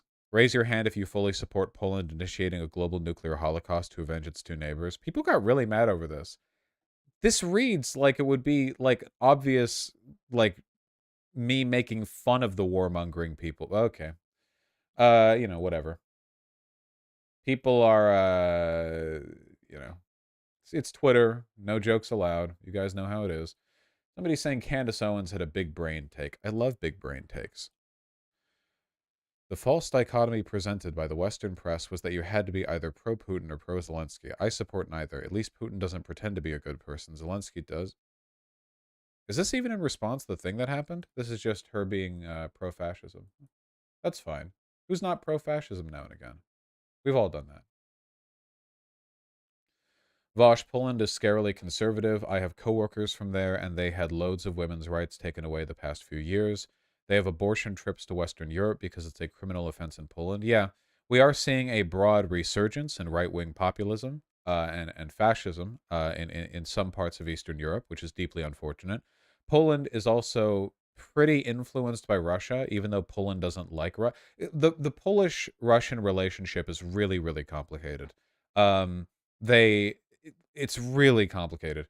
Russia obviously has had a really strong influence on Polish culture and politics because Poland was controlled by the Soviet Union, you know, up until it fell apart.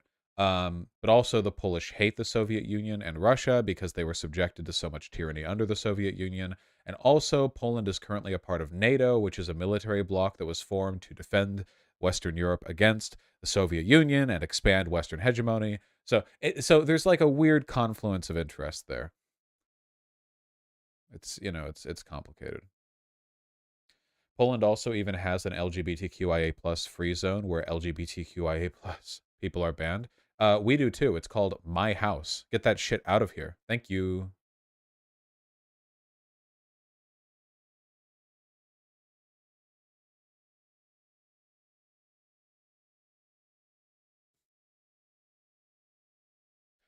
I did see this. Elon Musk says he expects to reduce his time at Twitter and eventually find the new leader to run the social media company. 3 weeks in, and my man is like, please, fuck, someone take this off my hands. All the right-wingers were screaming and crying that free speech Elon Musk is going to rise up, that he's going to take control of the app and use his super genius free speech right-wing brain to fix everything.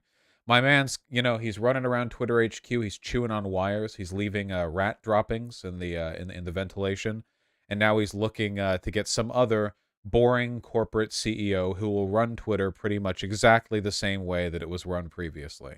I said this before, and I'm proud to say it like now. You know, Elon Musk is not competent enough to be an effective right-wing demagogue in this fashion. You know.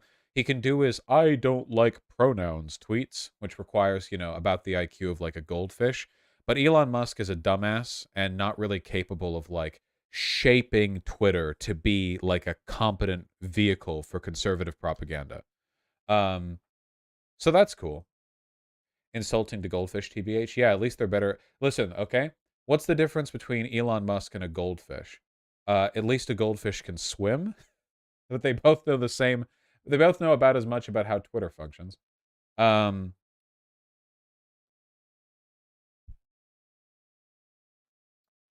do we got here? Going through the links. The rule of construction. The thing that's really amazing to me is that it is now apparently the law of the land and societal rule. You know, okay, I've been thinking about this. You know who Matt Walsh reminds me of?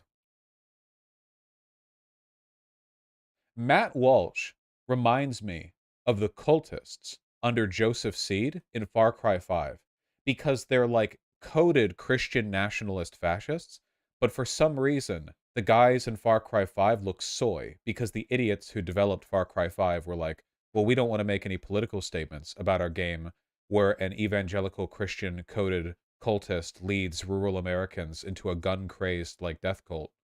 They didn't want to get like political about it. So if you look at the way that the like cultists look in Far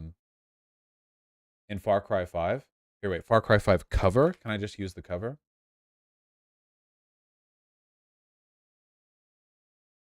Oh my god, why do they do that? Fine, just show me Joseph Seed. Joseph Seed, the cult leader, despite being like evangelical Christian in every possible sense, like coded wise, for some reason they make him look like your drug hookup in Portland, you know? Like seriously, look at him. Jesus Christ. You know, well, he doesn't mention Jesus Christ. Cuz, you know, yeah.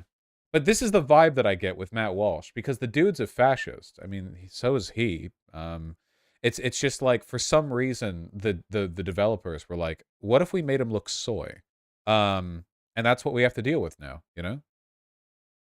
Soy fascism coded for the you know, the 21st century.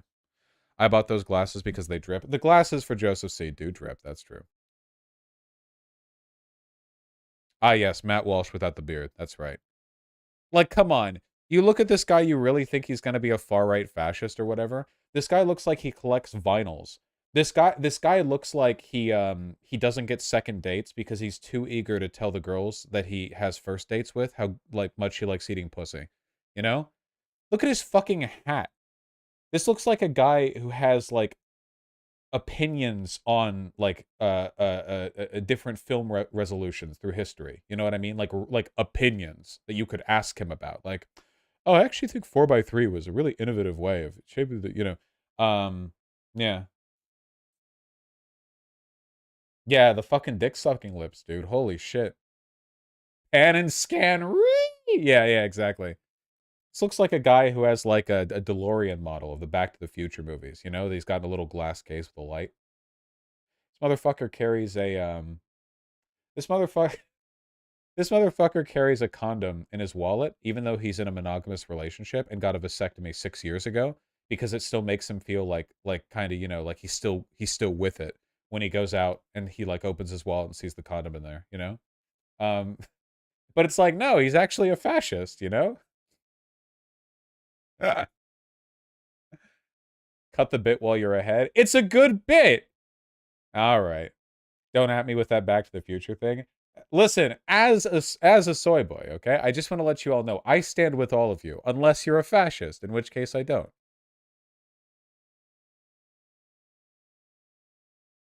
That the only rationale that you would possibly have for saying that a marriage is between a man and a woman is because you're a Christian or a Jew or a Muslim. That's really the only reason at all. That the only reason will allow you to have these crazy beliefs so long as you can show that they're crazy beliefs. So long as you can show that the reason that you believe that marriage is between a man and a woman is because you read it in a book and because you really believe the book. They keep saying sincere religious belief. I don't even know how you measure sincere religious belief. Are we going to like now monitor how often you go to church or to synagogue, whether you keep kosher or whether you take communion in order to determine your sincere? I mean, the same media that declares that Nancy Pelosi is a sincere religious believer who's just for the mass abortion of unborn children will declare that you, Matt Walsh, are not actively in favor of the things that you're in favor of. You're just... Can we just settle this discussion right now? Nobody whose job it is to preach politics is a sincere believer, okay? You cannot be a sincere believer of Christ while also being like a passionate politician or pundit or demagogue or whatever else. You simply can't, okay? The two things are totally antithetical. A sincere believer in Christ or whatever else is like a devotee to humility, to cultivating your flock, you know, to prioritizing such and such. You can't be a true believer and be these guys, okay? None of these guys go to church. None of these fucking guys actually give a shit. None of them really believe. None of these people actually care. These guys threw their weight behind Donald Trump and called him like a savior of Christians when Donald Trump is the most I have never gone to church guy in all of human history. I've gone to church once, and it was when I was like 10, and my grandpa brought me because he was babysitting me and he wanted to go to church, so I just sat there and then I had a cracker, okay? I have been to church more than Donald Trump has. Ben is Jewish. Why would he go to church? Well, obviously for him it would be the synagogue. Just a religious bigot. You're a bigot, right? And your religion is a cover for your bigotry. I'm highly annoyed by the constant derogation of non-religious arguments into religious arguments. And this is what the left loves to do. They like to say there are no non-religious arguments. There are no non-religious arguments for disincentivizing gay marriage. They say that the social unit is strongest with like prioritizing the nuclear family.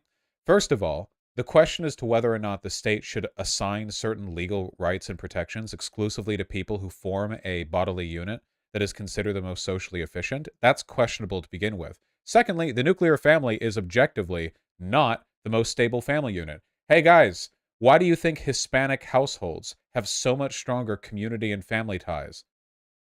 Huh? If conservatives were really interested in preserving like social cohesion and strength, then why do they make fun of people for working a job while living with their parents? Huh? Why do they have an issue with like more communal like living or like Italianos or whatever? No, no. In reality, the political the biases here in like a non-religious sense are towards neoliberalism. The idea is that by atomizing and alienating people into their separate little modern family corridors, you keep social cohesion low, which means that you keep group connectivity low, which means you keep class consciousness low, you keep everyone hyper fixated on their super like commodified, hyper like capitalist dream of living out a Sims like lifestyle where they get the pool and everything. People don't know their neighbors. Like they want you. Listen, okay? Are you guys ready for the truth? Shoe's not ready for this one, okay? Suburban white picket fence living is literally just the trad version of get in the pod, Bugman. That's literally the same thing. In both cases, we're talking about a socially enforced, hegemonically idealized conceptualization of the ideal like living situation as one where you have no connectivity with your environment. Or with the people around you. The only difference is like one of them is austere and like urban coded, and the other one is more like rural coded, and you have room to put your feet up. Apart from that, though, they functionally serve the same purpose, which is to get people used to living in the box, whether the box be a pod or like a lawn that you destroy your environment to keep watered, you know, whatever. Anyway, that's the reason why they care so much about marriage. Do you think it's intentional or unintentional? It's fully intentional. If you take a look at the history of like the modern nuclear family, this is not some like accidental thing that emerged naturally because it was most happy or most efficient or whatever. This is something that policymakers have deliberately crafted. If you take a look at the way like welfare laws are crafted, if you take a look at the way that our cities are built and structured, if you take a look at the way Shu agrees. We got it. I got the most trad wife. I got somebody who's wearing an apron right now to agree with me. That's it. We did it. We fucking completed the circle. Yes, it is the pod. Of course, in reality, the Italians, the world's first black people or something, they are the ones who invented ideal social living. So Shu would know that with the progeny and all that. Which is the ideal social living situation is where you live in a cramped house where there is always an old person that's cooking and the house always smells great because of it. And if ever you have a cute girl that you want to like fuck, first you have to introduce her to your family and they're all like, she's too good for you. And all your family members are acting like fucking like chimps when they meet your girlfriend. And then you have to squeeze into like the radiator closet for a quickie. And that right there is like peak human. That right there is the soul of humanity, you know? You try to make no noise, but your family still hears, and your mom is like, oh, I told him not to, but then your dad's like, my boy. That right there, I'm telling you, this is what this right here, I'm telling you. It's how humans were meant to live. All right, I'm so sorry. We gotta fucking move on. You're pro-life. The reason you're pro-life is because of your crazy religion. And so maybe we can respect your crazy religion along those. That is not the argument for marriage. The argument for marriage has literally nothing to do with religion. You could be a visitor from Mars and you could see that All of human procreation relies on man, woman, child. This is not particularly difficult stuff. What does this have to do with marriage? What? Are they debating? I think this is like a bro job, but vocal? I'm not sure.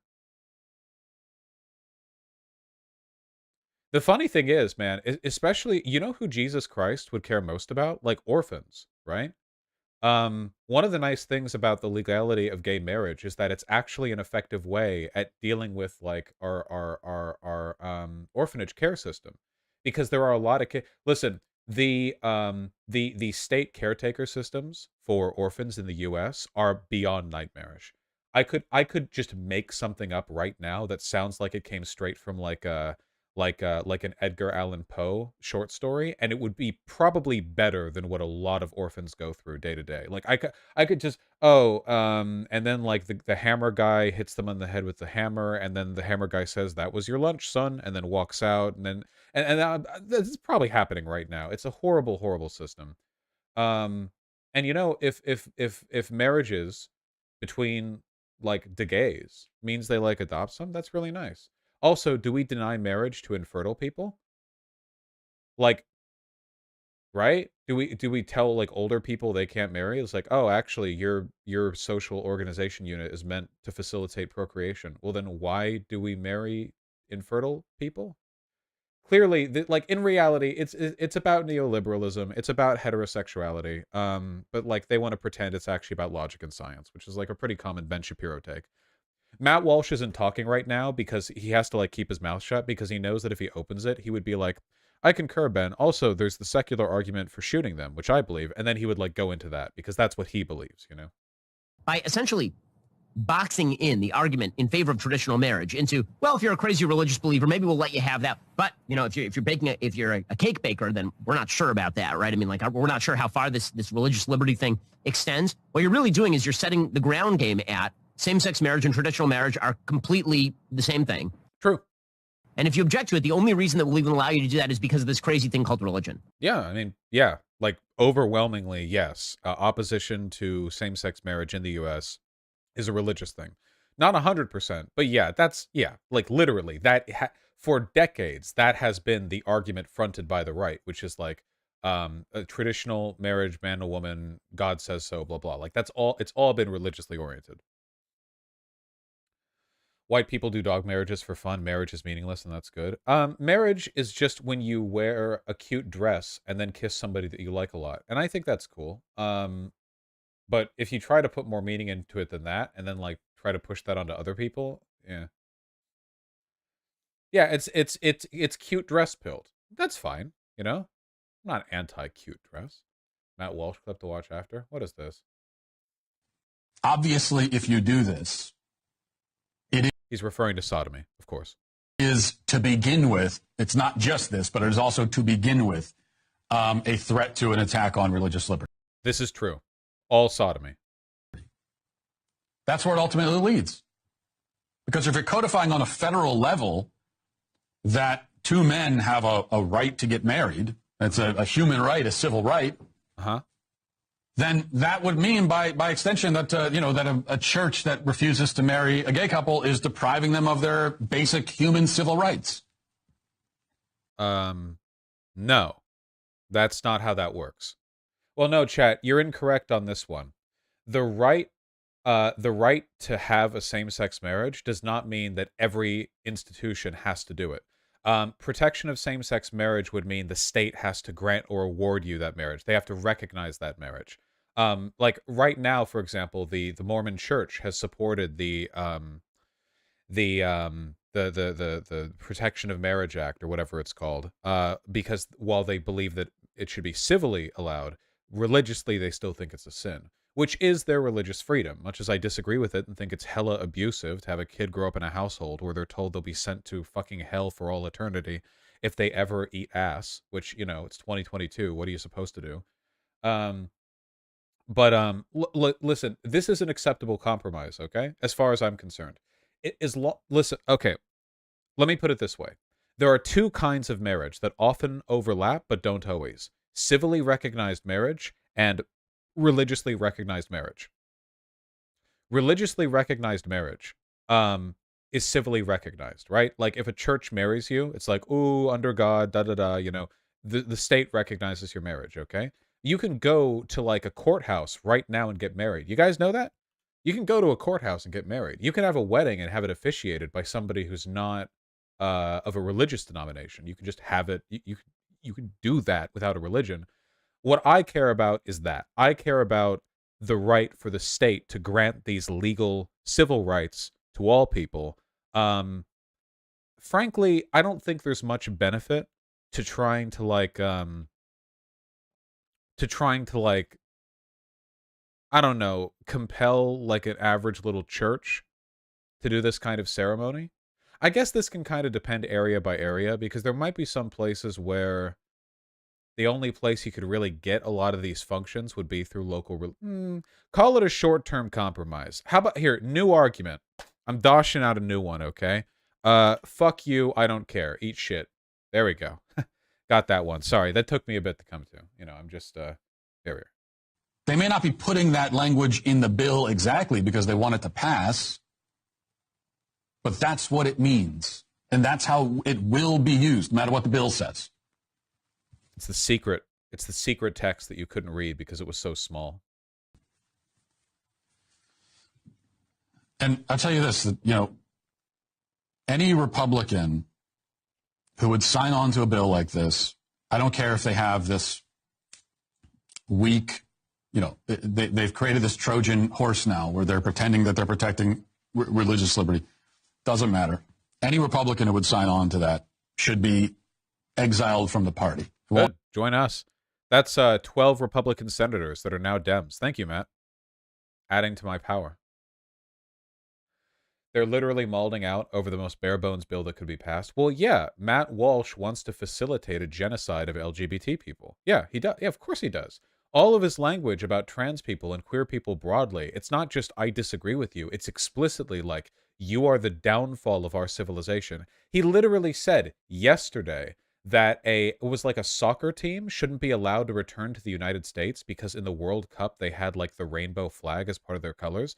Like, he's at a level right now where like any perceived allegiance with progressivism on LGBT issues is justification for being like exiled from the country. This is not like, of course he would get mad over Republicans voting to ratify a federal right to same-sex and interracial marriage.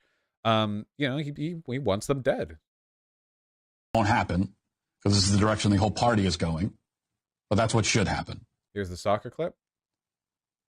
Man, we're getting like fractal with Matt Walsh here. At least this one's in 1080p. 6 minutes. 6 minutes. Matt Walsh blog on U.S. men's soccer team changing their crest to include the pride flag colors. The corporate gay pride stuff is all just sheep's blood on the door, signaling they are the chosen people, so the angel of cancellation passes them over. Very mentally well, this guy. Very, very normal. Which leads us up to Transgender Remembrance Day. And it's important that we have this week and that day to become aware of and remember trans people, just as it's crucial that we have LGBT Pride Month and LGBT History Month and LGBT Spirit Day. Yes. Do you guys know that if you look at every, like, what is today, every day that you're alive, there's like 17 things happening. Like, they're not all federal holidays. None of the stuff he just mentioned are. Like, there's a National Bagel Day. Hold on. America National Pizza Day. Saturday, November 12th. It was 4 days ago. Oh, sorry, no. This was the National Pizza with Everything Except Anchovies Day. My bad. February 9th is the actual National Pizza Day. Oh, wow, big pizza lobby. We need all the... Like, again, you know, if they want to... One of my friends was born on Crab Racing Day. Yeah, oh, Crab Racing Day. The crab racing lunatics are forcing this down our throat. Today is National Fast Food Day. Oh, God, every day is National Fast Food Day in this country. And Pronoun Awareness Day and International Day Against Homophobia, Transphobia, and Biphobia, and so on. It's clear that there is not a special... Thanks, Jazz Dog. Yeah, let's see what's happening today.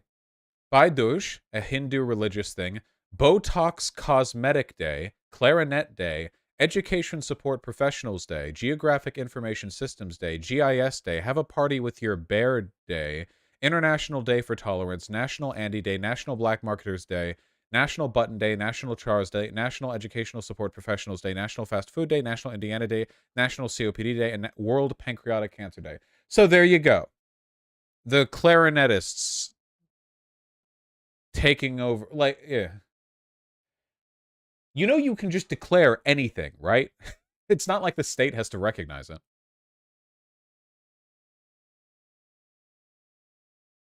That if there is not a special holiday recognizing and calling attention to LGBT people, and especially trans people, and if we don't have this holiday at least twice a month, then we will all forget that these people exist, and they will immediately evaporate. How could we ever forget trans people exist when Matt Walsh still is a show to remind us day in and day out that they exist with his totally not at all obsessive fixation on them? It'll be like that show, The Leftovers, which is a great show, by the way, depicting an apocalyptic scenario where a large portion of the Earth's population suddenly vanishes without a trace. And the creator of that show never said this explicitly, but it's clear that it was supposed to be a parable about what... Oh, I want to remind you guys, by the way, are you guys tired of everything being all about gay or trans? Okay, I'm going to come out right now, and I'm going to be honest with you guys, okay? Honest to God, yeah, it's overplayed. Whose fault is it? It's the fucking Republicans. Legit, it is. For real. 99% of all the constant national discourse on everything trans, this, that, the other, it's because conservatives keep trying to take away their rights. That's it. No, seriously, that's it. Why do people talk about this? Well, because they're under attack for this, you know? It's like asking why Jews keep coming up so much, like in 1931 or whatever. Well, you know, whose fault is that, really? You know, like two Nazis talking in the break room, like, Hans, have you noticed the Jews come up so often on the radio?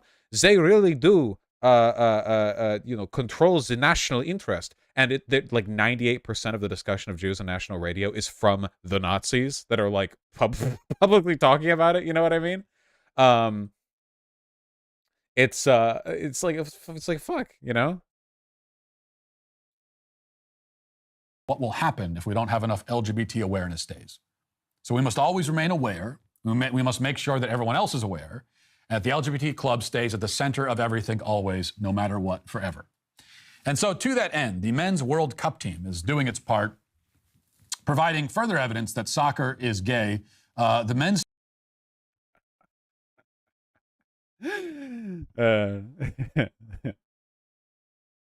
team has redesigned their official crest to get rid of the American flag colors and instead incorporate the rainbow flag. From the Daily Mail, it says, the United States men's national team have made a huge statement at the World Cup in Qatar by redesigning their crest to incorporate the rainbow flag in a bid to show solidarity with the LGBTQ plus community. Well, considering the fact they were in Qatar, you know, I feel like it might,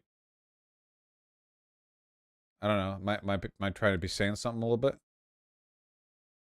Smidge? The tournament, which starts on Sunday and sees the U.S. play their opener against Wales on Monday, has been hugely controversial in its build-up given Qatar's human rights record and attitude to homosexuality. He said, human sexuality, because even he knows that homosexuality is just a normal part of human sexuality. Recently as this month, a Qatar World Cup ambassador told a German TV broadcaster that homosexuality was damage to the mind and it remains illegal to be gay in the conservative Muslim country.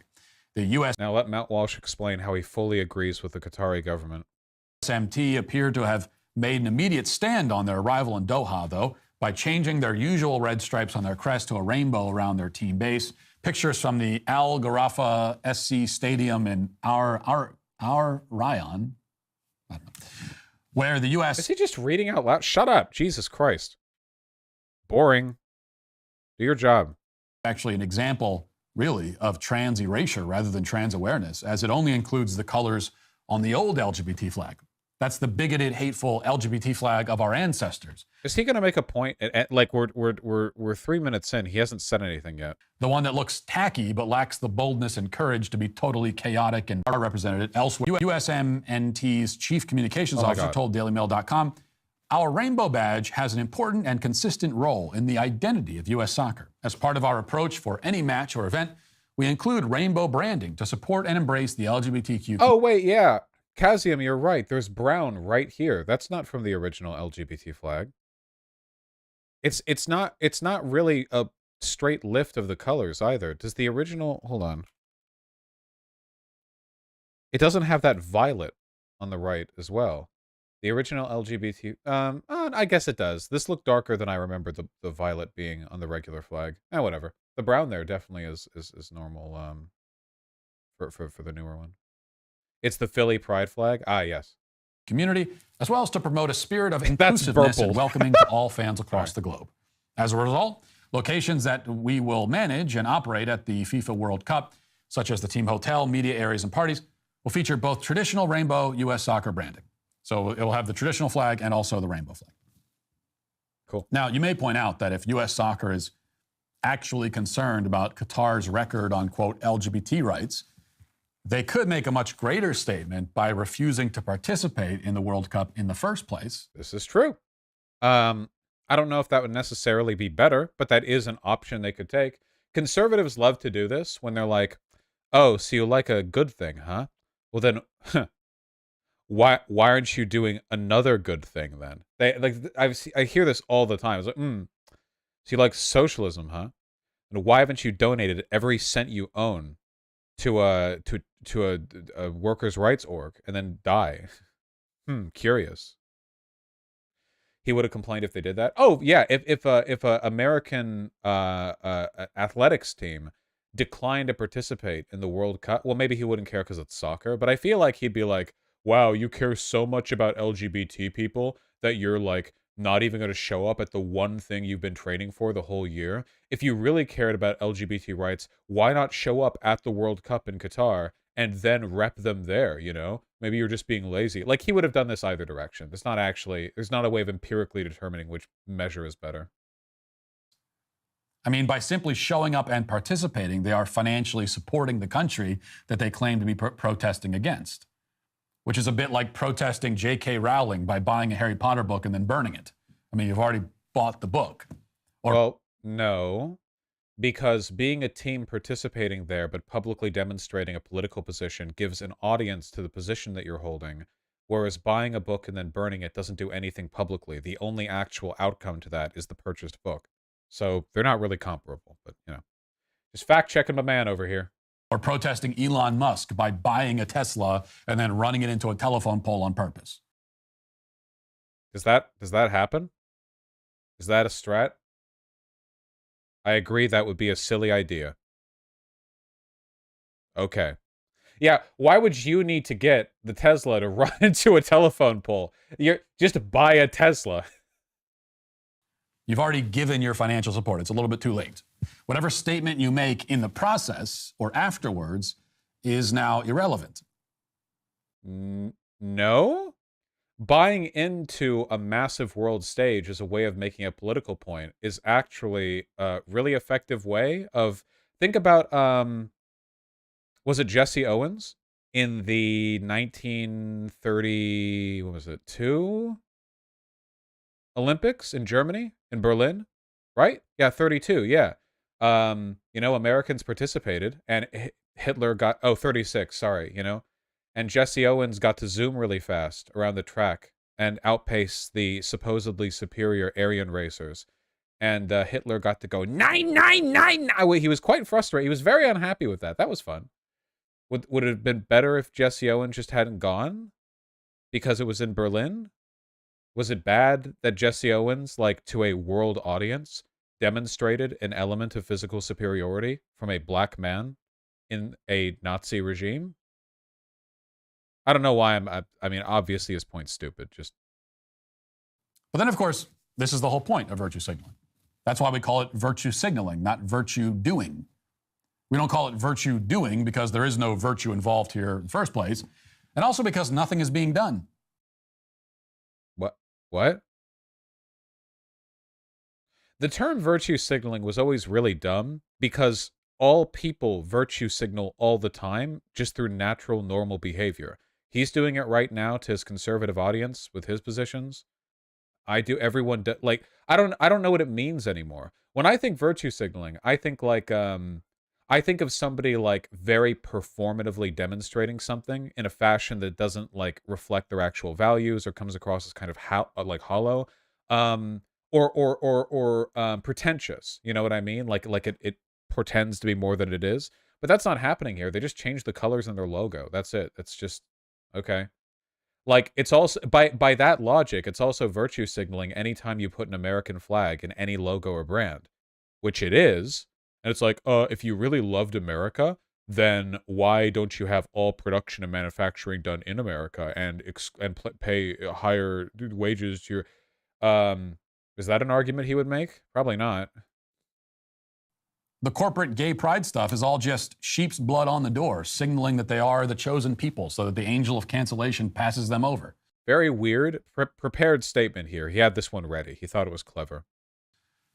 But as far as symbolism goes, I think it is appropriate that they should replace the colors of the American flag with the colors of the LGBT flag. I mean, the American flag was already the virtue signal. Right? What, having the American flag in your logo was okay. It's horrendous. It's traitorous. It's treasonous. Treasonous. If it's just a meaningless virtue signal, why does it get him so angry? Funnily enough, like it seems like it's making him angrier than the Qatari government, you know? If I was in charge of the country, they wouldn't be allowed back into the country. See, literally, he's like, it's just a virtue signal. Changing the colors of your logo doesn't actually do anything to far-right religious autocrats who hate gay people.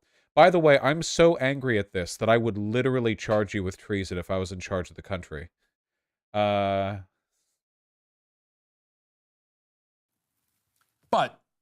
it's also appropriate because the LGBT nation, LGBTistan, we may call it.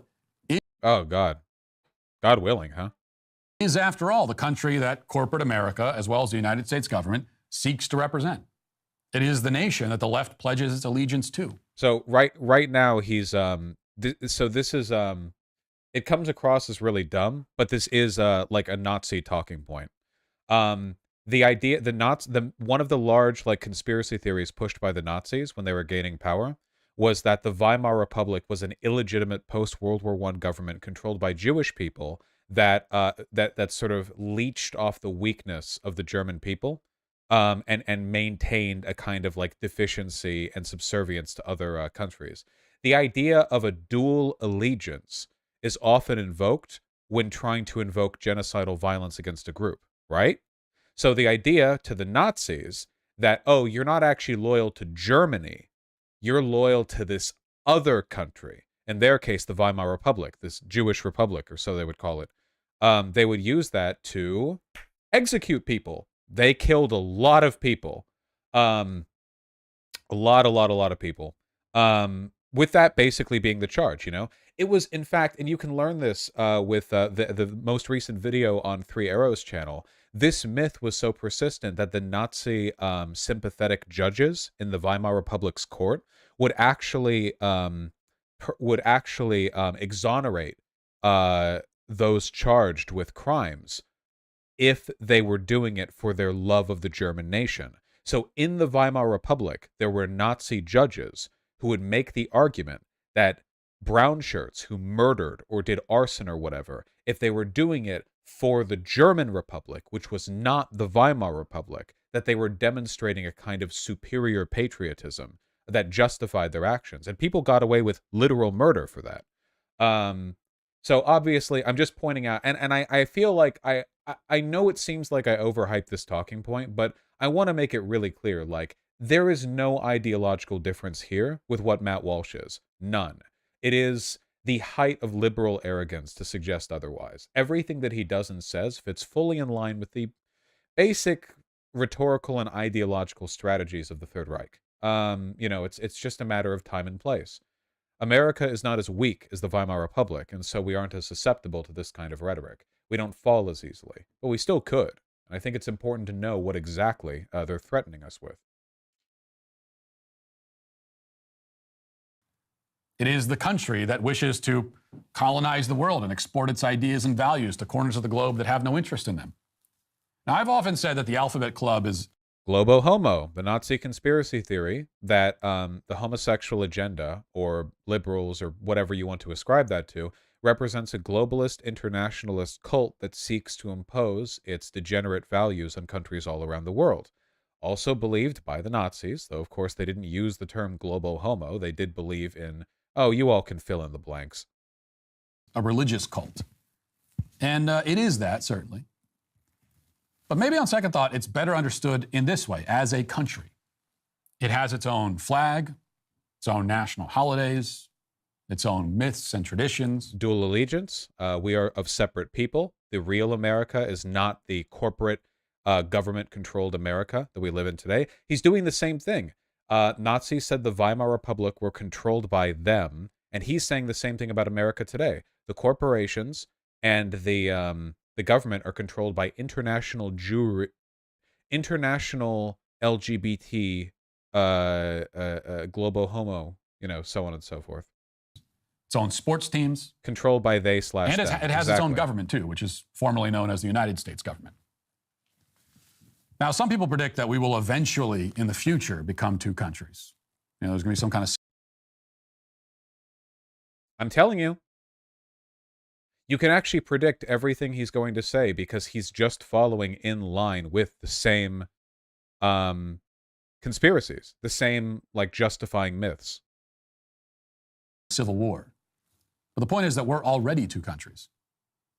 There's one that salutes the pride flag and despises the American flag, and one that salutes the American flag and has no use for the pride flag.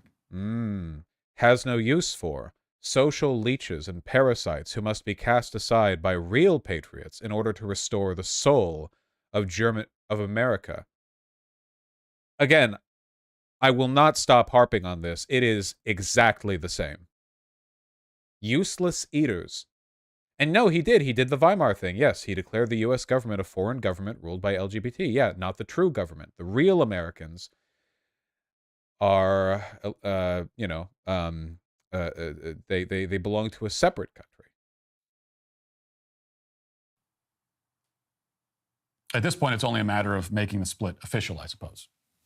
Something that we will probably never do, but we should. Considering the fact that the United States of America is a country with only one set of borders, what do you think he means when he says formalize the split? Exactly. And that is why U.S. soccer is today canceled, though really a lot of unnecessary words there because U.S. soccer is already canceled because it's soccer. That's true. Nice clip. So canceled on two levels there. Got him.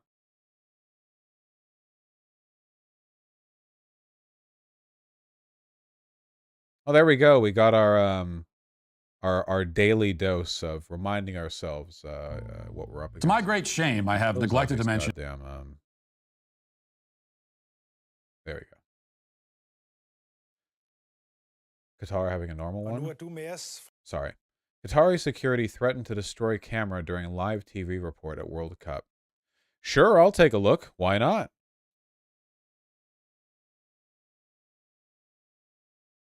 Fra Katar, Rasmus Tandholt, et værtsland, der jo altså bliver udsat for en hel del kritik. Hvordan oplever du forholdene lige nu? I fully agree. Jamen, vi kan jo vise, hvordan forholdene er lige her, hvis vi drejer kameraet. We are live on Danish television, og der kan I se, nu bliver vi stoppet med at filme, og det er forholdene her. Mister, you invited the whole world to you invited the whole world to come here. Why can't we film? It's a public place. We can film with this permit. This is the upgrade pass, and this is the accreditation. Okay. We can film anywhere we want. Okay. There are only, of course. But only for the Qatar. Qatar, you have because the Qatar is. No. We don't need permit. But you can break the camera. You want to break the camera? Okay, you break the camera. Okay. Yes. So you're threatening us by smashing the camera. But. Okay. Well. This Danish journalist is based? Well, I respect the fact that he's defending his right to film. So they wanted to smash his camera because he was showing slave labor? Was that they didn't want him filming the workers or talking about it? Was that it? Qatar's a shithole? Yes, it is. It's an absolute shithole. Why would they ever have the World Cup there? The World Cup is like one of the most corrupt organizations. You could you can't learn anything about the World Cup without learning about corruption. It's fully and completely, yeah. FIFA, you mean? FIFA runs the World Cup. Yeah, yeah. The international soccer, whatever. It's every time I hear anything, it's just bribery and corruption and filth and so on. Qatar bribed FIFA for the World Cup hosting. Yeah.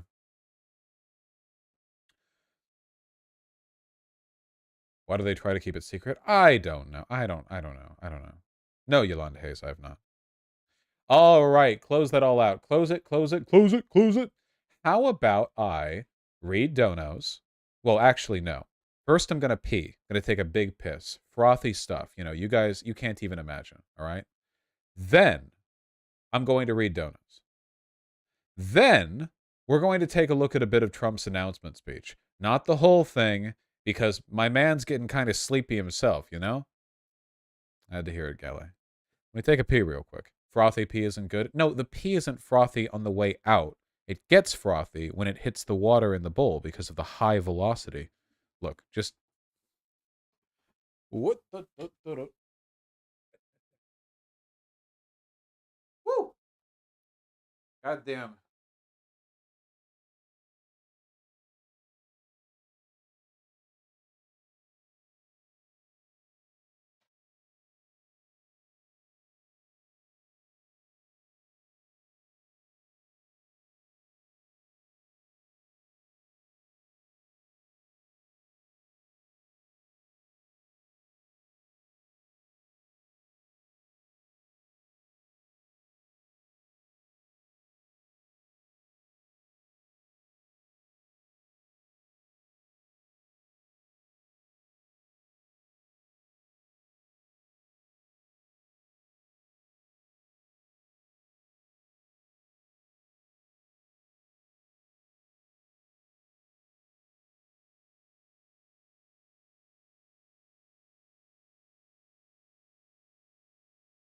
Oh, yeah. Hop, hop. Okay.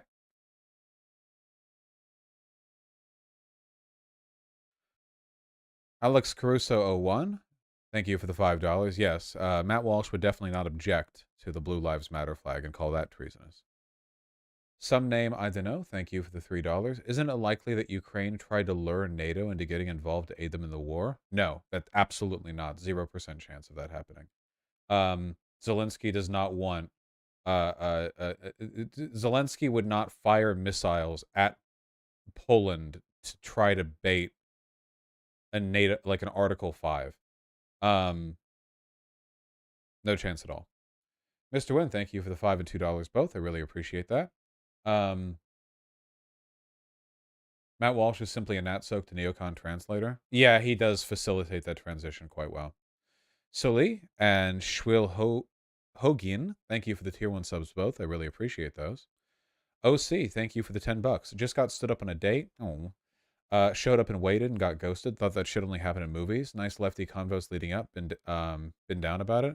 Don't feel too bad. Like I said, you know, there's often a lot more going on in other people's days than it seems. However, that is quite rude. You know, I would have cost somebody over that. I'm sorry. Cosmothulu and Geralt's Boring Trivia, thank you for the $5 both. Really appreciate that. I had 2 debates in Ukraine in 2 days. One with people from the local Dilinka chapter. Thank you for teaching me good arguments and rhetoric. Hell yeah, Geralt. I'm happy to hear that. And yes, Cosmothulu. Chainsaw Man is very good. Bad Dragon Love 69. Thank you for the 5. Likewise, Tempest Brewer. No, I did not see that. Tempest Brewer. That's interesting.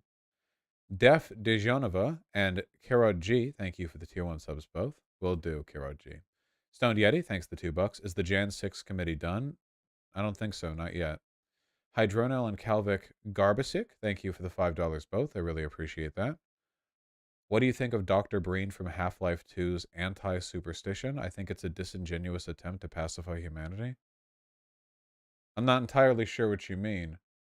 You mean him being, like, broadly opposed to superstition or religion? I haven't played Half-Life 2 in a while. I couldn't really say. I don't really have any strong opinions. Sorry.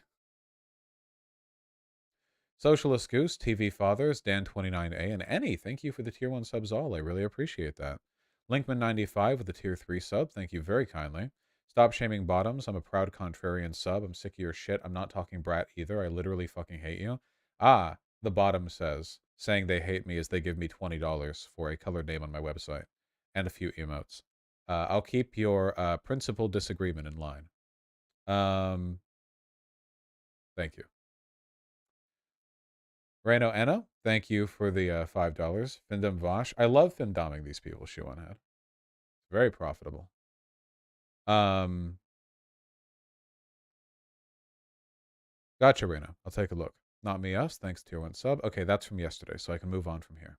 Horrible Ham, thank you for the $10. Realize my tax refund checks expired. Out like 1,000. Here, take the last $10 to my name. This is a joke, doing fine. You better fucking be doing fine, Horrible Ham. Jesus. Rainkey,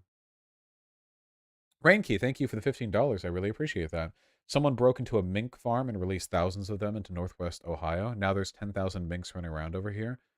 Can minks even survive in Northwest Ohio? I don't know if that's better for them. I mean, I guess if it's a farm, they would have been killed anyway. I don't know. Whatever. Veganism is morally correct. Kyle Denson, thank you for the $5. Really appreciate that. Nat the Christian, thank you for the $2. Benjamin GL with $5. Is there any reason to expect 60 votes, Vosh? Well, the whip said there'd be 63, and there ended up being 62. Lundy the Elder, thank you for the insanely kind $69.69. I really, really, really appreciate that. Vosh, will you please say hi to my cat? His name is Fjord, and he needs cheering up, thanks. Hi, Fjord. Feel better soon. I love you.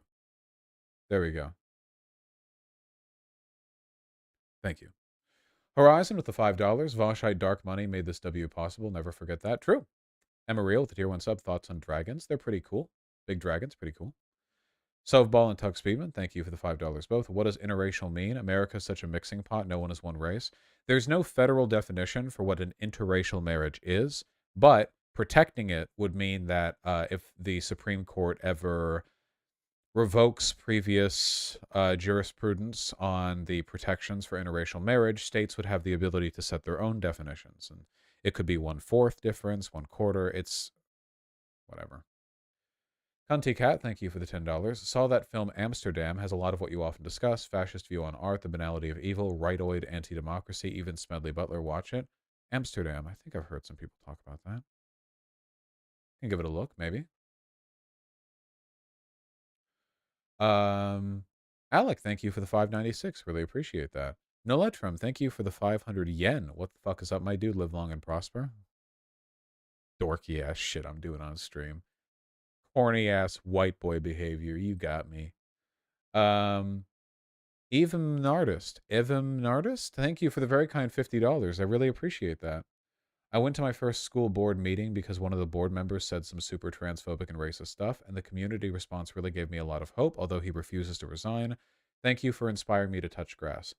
Just remember that in virtually all social situations, the difficulty is not always in finding people who support you. It's in being loud enough that they're willing to support you publicly, right? You need to be one of the strong few, a beacon who makes other people who are sympathetic to you confident in standing up.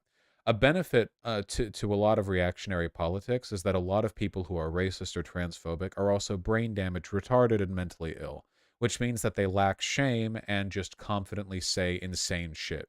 And this often emboldens their side of things, you know. Whereas us, the high IQ autistic gigachads on our sides, you know, very conscientious of breaking social taboo.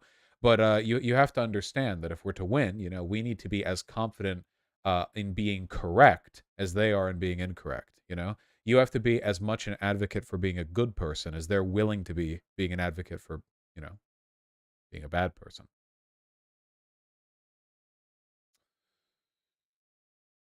Katarana! Cat! With a $30, thank you, from a college student, too. That's like $3,000 for me. Got my black hole research accepted for a conference. See you in Seattle, Horseboy. Yeah, Katarana. does science or something sciencey, I think. Apparently there's a conference in Seattle. A horseman, actually. Thank you. Cat and chat. Name's bold. Well, either way. Good job on the black hole stuff. You know, that's got to be some of the coolest stuff to get your research accepted on. Black holes are pretty cool. Annie with the gifted tier 1 sub. Did you see Alec Gunter speaking at the Ohio Board of Education yesterday? People, Hello.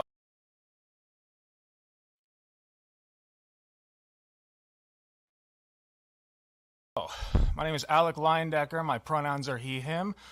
And I'm a registered... Fuck yes, dude. Absolutely. This is what I'm talking about, man. This is what I'm talking about. All right, we're calling to the floor the pro trans advocate. Fucking Mongo stands up. Hell yeah. Registered worst nursing is toward my psychiatric nurse practitioner license. I'm here today to speak against the resolution to stifle and persecute trans children. My partner is a non-binary teacher, and they may one day be presented with a trans child whose parents do not accept their identity. I do not wish for my partner to be put into the compromising situation of having to choose between the child's safety and their own career. I showed up at the last meeting prepared to give a scathing indictment on this proposal and those who support it. I've decided to take a step back and come from a place that is more understanding. Like many of you all in this room, I come from a conservative household. I was raised with Christian values and taught that being queer is a sin. I held this value for most of my life, looking down on queer people, whom I deemed to be lesser simply because of who they are. But as I got older, I met a lot of queer people. Many of them were people I didn't even know were queer until later on. And the more time I spent around them, the more one thing became clear. Two things. One, they are just normal people like you and me. And two, they just want to exist. Something happened recently that demonstrated this latter point to me with unquestionable clarity. I showed up at the last board meeting wearing the same shirt I'm wearing now. I didn't get a chance to speak. I didn't even really talk to many people, frankly, but I showed up. And the funny thing is, that was enough to send me into a brief bout of Twitter and TikTok fame. Someone posted a picture of me checking in, and I became known as the trans shirt guy. My inbox was flooded with compliments and praise. But there were a couple comments that stuck out to me more than any others, and they can be summed up with 5 words. You make me feel safe. Even while writing this statement, I could feel the tears welling into my eyes. I'm just some guy. There's no way that I deserve that kind of praise. But that's just it. They looked at me, some random, albeit larger guy, who did nothing more than wear the colors of their flag and knew they could breathe easily, that I would not persecute them, and further, that I would defend them. I am honored to stand up for these people, beautiful in their diversity, courageous in the face of adversity, and so proud and secure of their own identity that they put their own safety on the line every day to show the world who they truly are. So I'm here today to say, if you are the parent of a trans child, know that they are at an exponentially increased risk of self-harm compared to the average child, and that it only gets worse if you do not affirm them, if you deny who they are. It's okay to not understand. But please open your mind and listen to your child. They will tell you what they need. And if you are a trans child who is faced with a daily hardship of being forced into the closet, please stay strong. As a cis man, I have no right to ask this of you, but know that I am here for you. I am proud of you. And no amount of physical strength on my body could ever compare to the emotional strength it takes for you to simply make it to the next day. I, along with millions of others, are fighting for your right to exist. Thank you. Fighter, you're being escorted off. Fight. Throw something. Throw the room. Throw the whole room. Thank you. If you do care about the safety of all children, you will vote no. Thank you. Launch. Our next speaker is Amy. Thank you for your passion. Oh, okay. Well, that's nice. Yeah, I feel like that was a good bit in there. The idea that, like, one of the best arguments you could make for like the position that trans people are in, you know, the precarious position, is the fact that they like they'll get excited if they see like a cool guy support them. You know what I mean? Like if some guy, if there's just some guy online who's like, yeah, I'm a conservative or whatever, and there's a picture of them and they look cool or interesting in some way, nobody cares. But if there's a cool guy who's like, yeah, protect trans people or whatever, then the online trans community loses its shit because like they're in a position where even something like that is really meaningful, you know? That's you? Yeah, yeah, don't be gay. Stop linking. I see too much blue in chat. Fuck you. Is a channel? Yeah, twitch.tv/Alec Gunter. Gunter? Gunter. Gunter. Ooh. Gunter. He's banned from Boschford? That's right.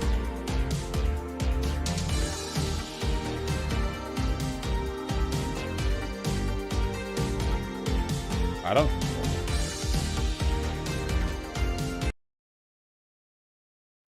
I'm not in charge.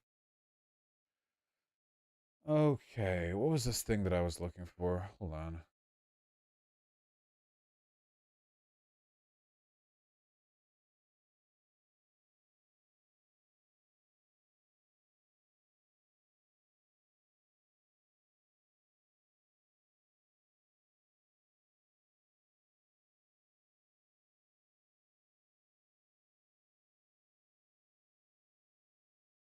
What the fuck is this? Is this real?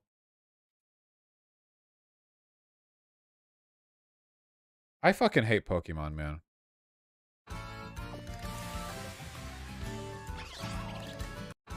Is this seriously the eating a meal animation? There's just a fucking PNG of the food that you just... That looks so bad. Look at all... Yeah, the Pokemon in the background are just doing it... They're just chilling there. They're not even... It's kind of cute. I hate this. This is lazy as shit. That's really bad. Oh, I saw this. This is funny as fuck, dude.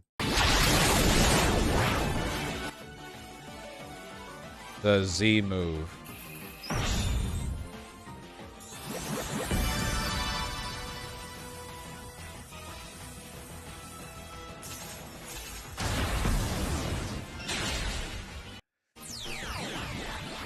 God, that's funny.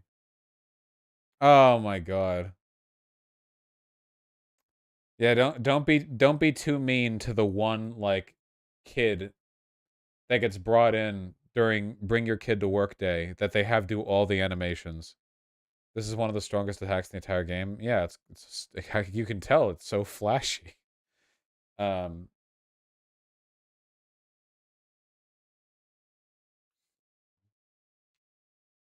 All right, get this shit out of here. Ali Akai, thank you for the incredibly kind tier 4 sub. I really appreciate that. Been a hot minute since I swung by, reminded you of my existence for friendship, and dropped a 3 month. Keep fighting the good fight. Yeah! Well, I hope you're doing well. You know, with whatever it is you're doing these days. Thank you. I really appreciate that. Any more segments today? Yes. Thank you.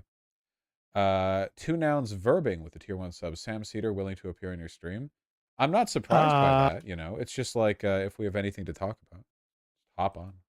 Apple cideritis. Sam, you acknowledged the IDW right-wing pipeline was so popular in part because right-wingers would appear on each other's shows. I've noticed that some of that from the MR crew. Emma was a guest on Left Reckoning. Matt Binder streaming with Rational National and Revolutionary Reckoning. So my question is, Sam, why aren't you going on more shows as a guest?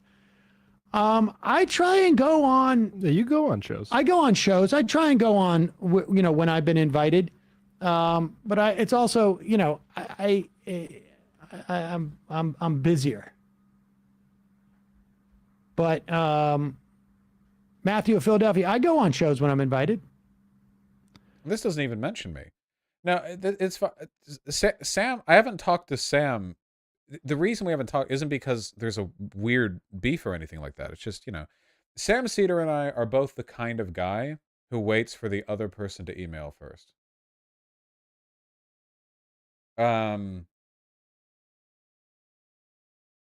It's just how we be. Red Cascadian, thank you for the $5. Council of Worms setting for AD&D. AD&D? Maybe. I have no idea what that is. Stu Stevens, thanks for the $5. Trying to steer some friends away from exclusively watching Rogan types. Apart from you, who else might you recommend they look into? I don't follow that many people, to be honest, and I don't have a good memory. You might be better off asking my audience than myself. I don't really watch any other political content creators. And Charlotte96, thanks for the $5. Here's a baby to celebrate our victory. Delicate, isn't he? He's so delicate, isn't he? Baby.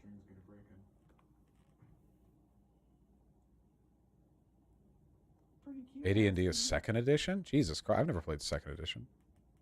Ooh. He can't jump like he used to. Cat's love string. Ooh. Don't eat it, you'll choke on it.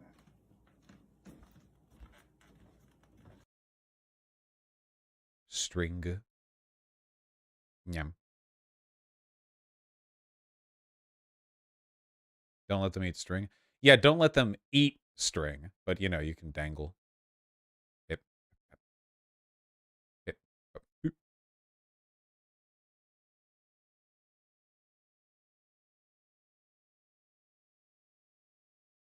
Goofy little fella.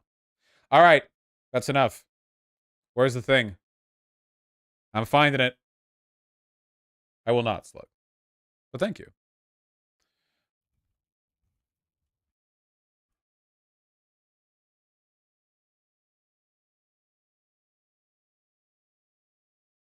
In order to... My man, Thicky D,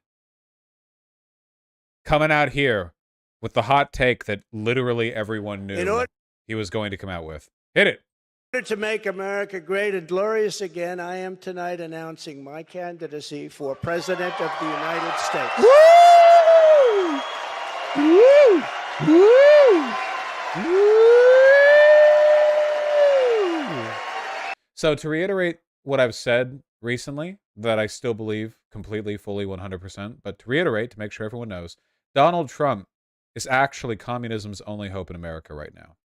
The reason for that is because the Republicans are getting an opportunity to consolidate a lot of anti-democratic procedural nonsense that they've been working towards for a while, and DeSantis is the one the Republicans want to be their frontrunner.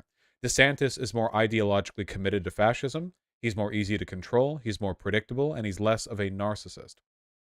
Trump is, I think, a fascist purely by coincidence. I don't think he's ideologically fascist. I just think he's just sort of an idiot who's very self-absorbed, and that's what directs him towards, you know, aligning with the, you know, the Republican Party. He also has a huge ego, so I think that Trump has a very real chance at tearing apart the Republican Party by refusing to concede to DeSantis, who their institutions will back. I think that in 2016, the Republicans were looking for anyone to lead them after Obama enjoyed some pretty popular terms as president. Now they know who they want to lead them, DeSantis, but Donald Trump still holds the hearts and minds of a lot of Republican voters.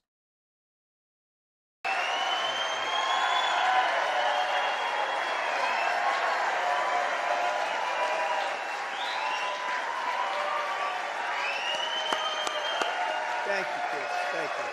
All of you. Woo! Look at all these phones. Some people say, how do you speak before so many people all the time? When there's love in the room, it's really easy, if you want to know the truth. That's how I feel with you guys. You ought to try it sometime. Together we will be taking on the most corrupt forces and entrenched interests imaginable. Our country is in a horrible state. We're in grave trouble.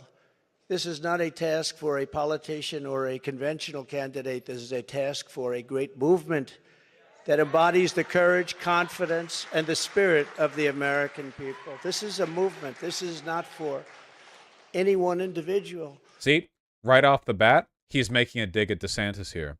So far, DeSantis has abstained from firing back at Trump, but given the fact that Trump is the thing is, Trump is being motivated by shit like this. Fox News, DeSantis, new leader. There are, like, the Republican institution is fully backing DeSantis, which is why you're going to see so many conservative commentators and pundits try to go like, I'm suddenly very concerned with how irrational and selfish Donald Trump is. Actually, I've always had an issue with how unpresidential he's been. So anyway, that's why I'm switching to DeSantis, you know? You're going to see them pulling people over, you know? The extent to which this actually works, though, some people really like Trump. USA! USA! USA! USA! This is very disrespectful in the Arab states. Ron has gotten too big for his britches. He's out. He has plenty of time to gain wisdom. Trump or death. Let him stay in Florida for a while. Remember when they did the Saddam Hussein statue came down? That's right, yes. Remember when the Saddam statue came down? Hey. My father used to say to me, he used to say, son, I brought you into this world, I can take you out. Everything We're taking him out. Everything he's got, he goes to Trump. It's Trump or death. So anyway, there are some people who are very pro-Trump, which is bad for the Republican Party. There's a very real chance of DeSantis beating out Trump in the primaries and Trump voters being disillusioned and not voting at all. There's a real chance of Trump breaking away, making a third party. It sounds insane, but he might actually do it. I mean, we'll see. We will see. It might not end up mattering at all because we might be in a post-Harper v. Moore situation where votes don't matter anymore and democracy is already over. But, you know. There's a job for tens of millions of proud people working together from all across the land and from all walks of life, young and old, black and white, Hispanic and Asian, many of whom we have brought What about Native American Trump? Together for the very, very first time. If you look at the numbers, if you look at what's happened with Hispanic, with African American, with Asian, and just look at what's happening. Does fascism always naturally turn on itself? Yes, every time. Always. Inevitably. It can take time, but it will. This is a party that has become much bigger, much stronger, much more powerful, can do much more good for our country. God, look at this tacky This is a job for grandmothers and construction workers, firefighters, builders, teachers, doctors, and farmers who cannot stay quiet any longer. You can't stay quiet any longer. You're angry about what's happening to our country. Our country is being destroyed before your very eyes. It's a job for every aspiring young person and every hard-working parent, for every entrepreneur and underappreciated police officer who is ready to shout for safety in America. The police are being treated so badly. These are great people. They can straighten out the crime. They're the ones that know how to do it. We have to give them back their respect and their dignity. Not very high energy. That really doesn't have that zing, you know? I feel like part of it's that he's older, of course. And I think part of it is also the fact that I think Donald Trump is deflated a little bit with the knowledge that he's no longer the only main character of the Republican Party. Because keep in mind, since late 2015, up until basically a couple of months ago, Donald Trump was the uncontested leader of the Republican Party.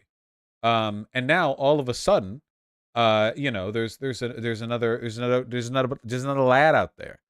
I feel like it's kind of like being the older child, you know, like the new baby is born. You feel kind of left out because your parents are spending less time with you because they got to tend to the baby, you know? That's how he feels. This will not be my campaign. This will be our campaign all together.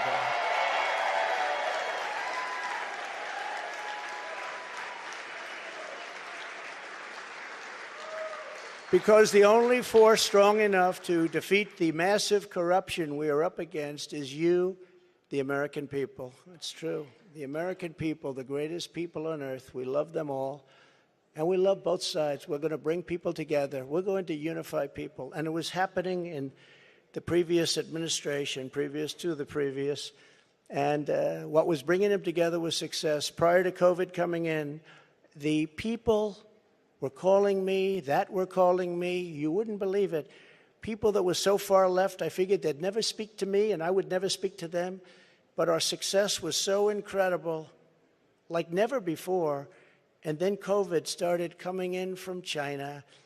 We call it the China virus. Some people call it other things, but it was devastating and we built it back and did an incredible job. But when people say... Okay, the really fucked up thing is that DeSantis isn't funny. Trump is still funny, right? Joe Biden is funny. Joe Biden ended up being funny. He's a funny dude, right? I didn't think he would be, but he kind of is. DeSantis is not funny. There's nothing comedic about DeSantis. He's boring. It's the banality of evil. There's nothing. It's so... Republicans or Democrats or liberals or conservatives, I say we can all get together. And we were doing that. That was happening just prior because the success was greater than this country has ever had. We were leapfrogging China and leapfrogging everybody else, and everybody wanted a piece of it. You guys seen this? I thought it was quite funny.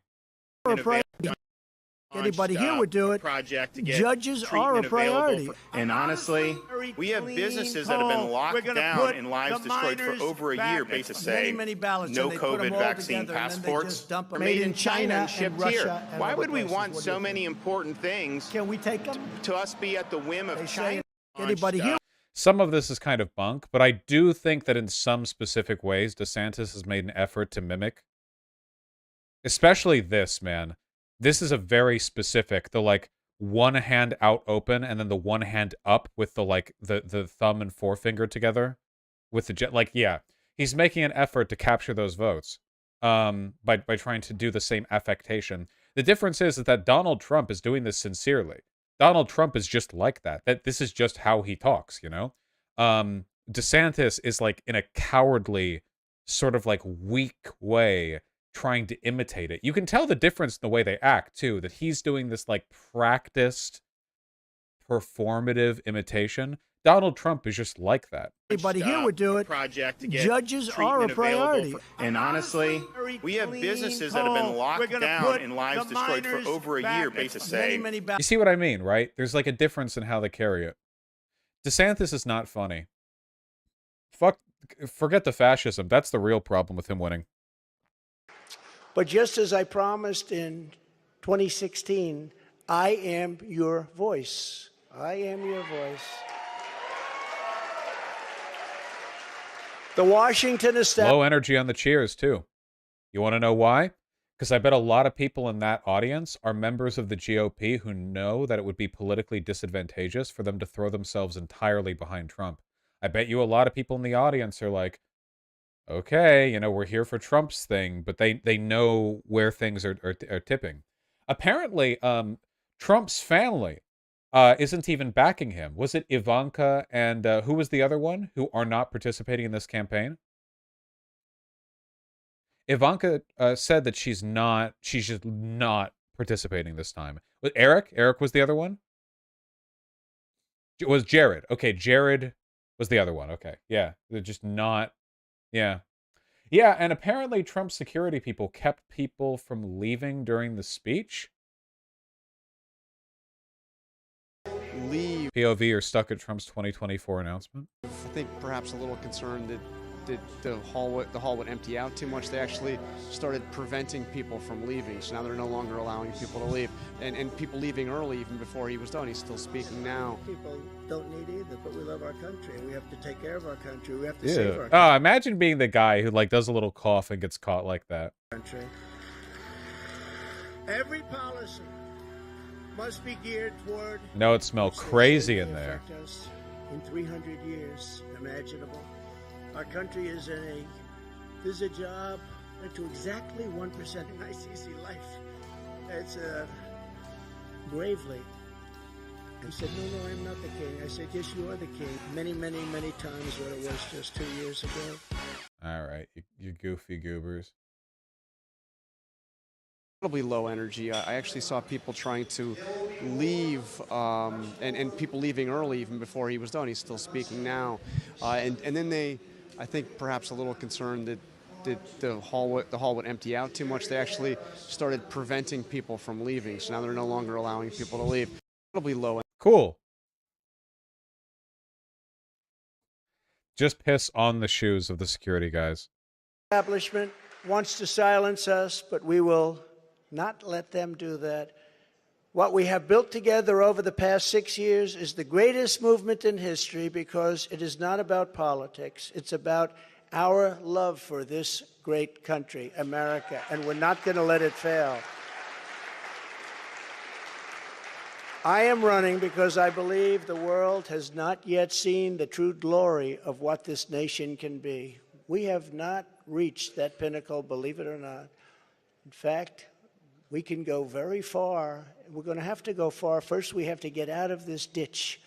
And once we're out, you'll see things that nobody imagined for any country. It's called the United States of America, and it's an incredible place. This is so fucking weak, dude. Holy shit. Okay, that's the end of this video. This whole thing goes on for a while, but you can kind of feel like this is very tired, you know? It's very low energy. Donald Trump is old. His party no longer fully backs and supports him. Yeah, he doesn't... I don't think Donald Trump has a chance in hell against DeSantis with the consent manufacturing machines of the GOP working full-time come the primaries. However, I do think there are going to be Trump loyalists that'll stick around, like, the whole way through. You know what I mean? It's hard to say. We'll see how it goes. We'll see. But I do bet you the reason why the crowd was so quiet was because a lot of them were political operatives who did not want to cast themselves out from the light of DeSantis's good graces by being too enthusiastic about Donald Trump. It's pretty wild that that's the position the GOP is in right now. Then again, we shouldn't really make fun considering the fact that it looks like the 2024 Democratic candidate is going to be like Biden. I don't know if Biden will run. Just like who, like what? No one's cutting up a stir, right? Like Kamala Harris hasn't really kicked at it. Pete Buttigieg hasn't really kicked at it. Warren hasn't really kicked at it. There hasn't been any like buzz or energy. I mean, I guess we'll see. Fetterman, yeah, the clobbering. Let's go. Let's fucking go. Let's go. Do you think Bernie? No. Please stop. Do not suggest Bernie, okay? Let him retire.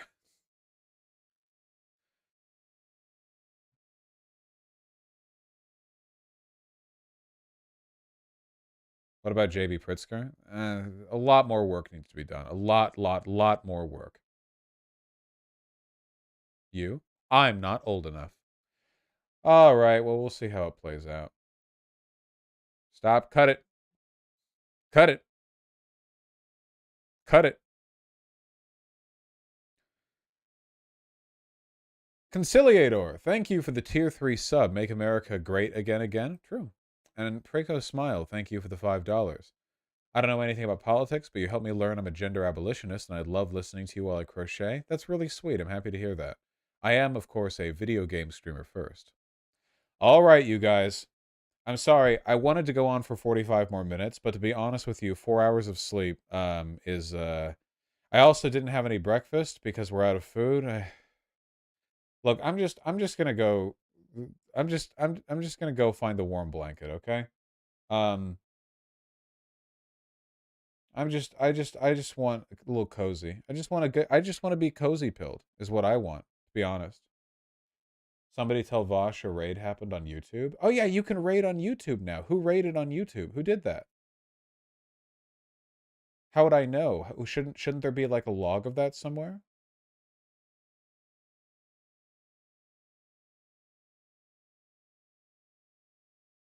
YouTube, tell me, where is it? Who did it? YouTube chat, I'm looking at you. Who did it? No justice rated. Hello. There has to be a log for that, right? Viewer activity, stream settings. Did they really not?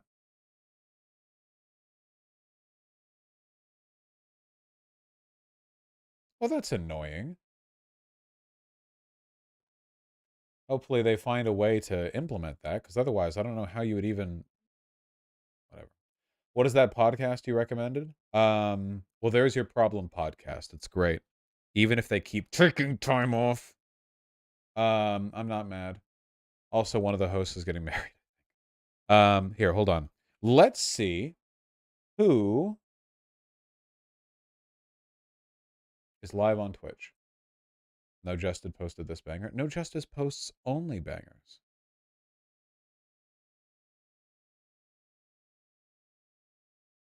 There it is. Thank you, No Justice. Wait, so Vosh works for 3 hours a day and only got 4 hours of sleep. What the fuck is that man doing for the other 17 hours? Just playing lots of video games, dude. Hell yeah.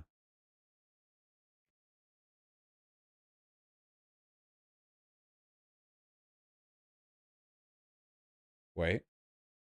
Can I recommend someone who was at the Ohio School Board?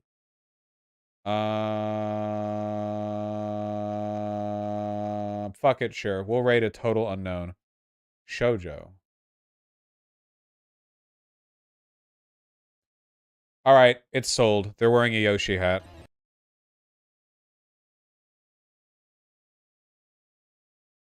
I respect the Yoshi hat. Yeah, sure. That totally tracks. What do we say? I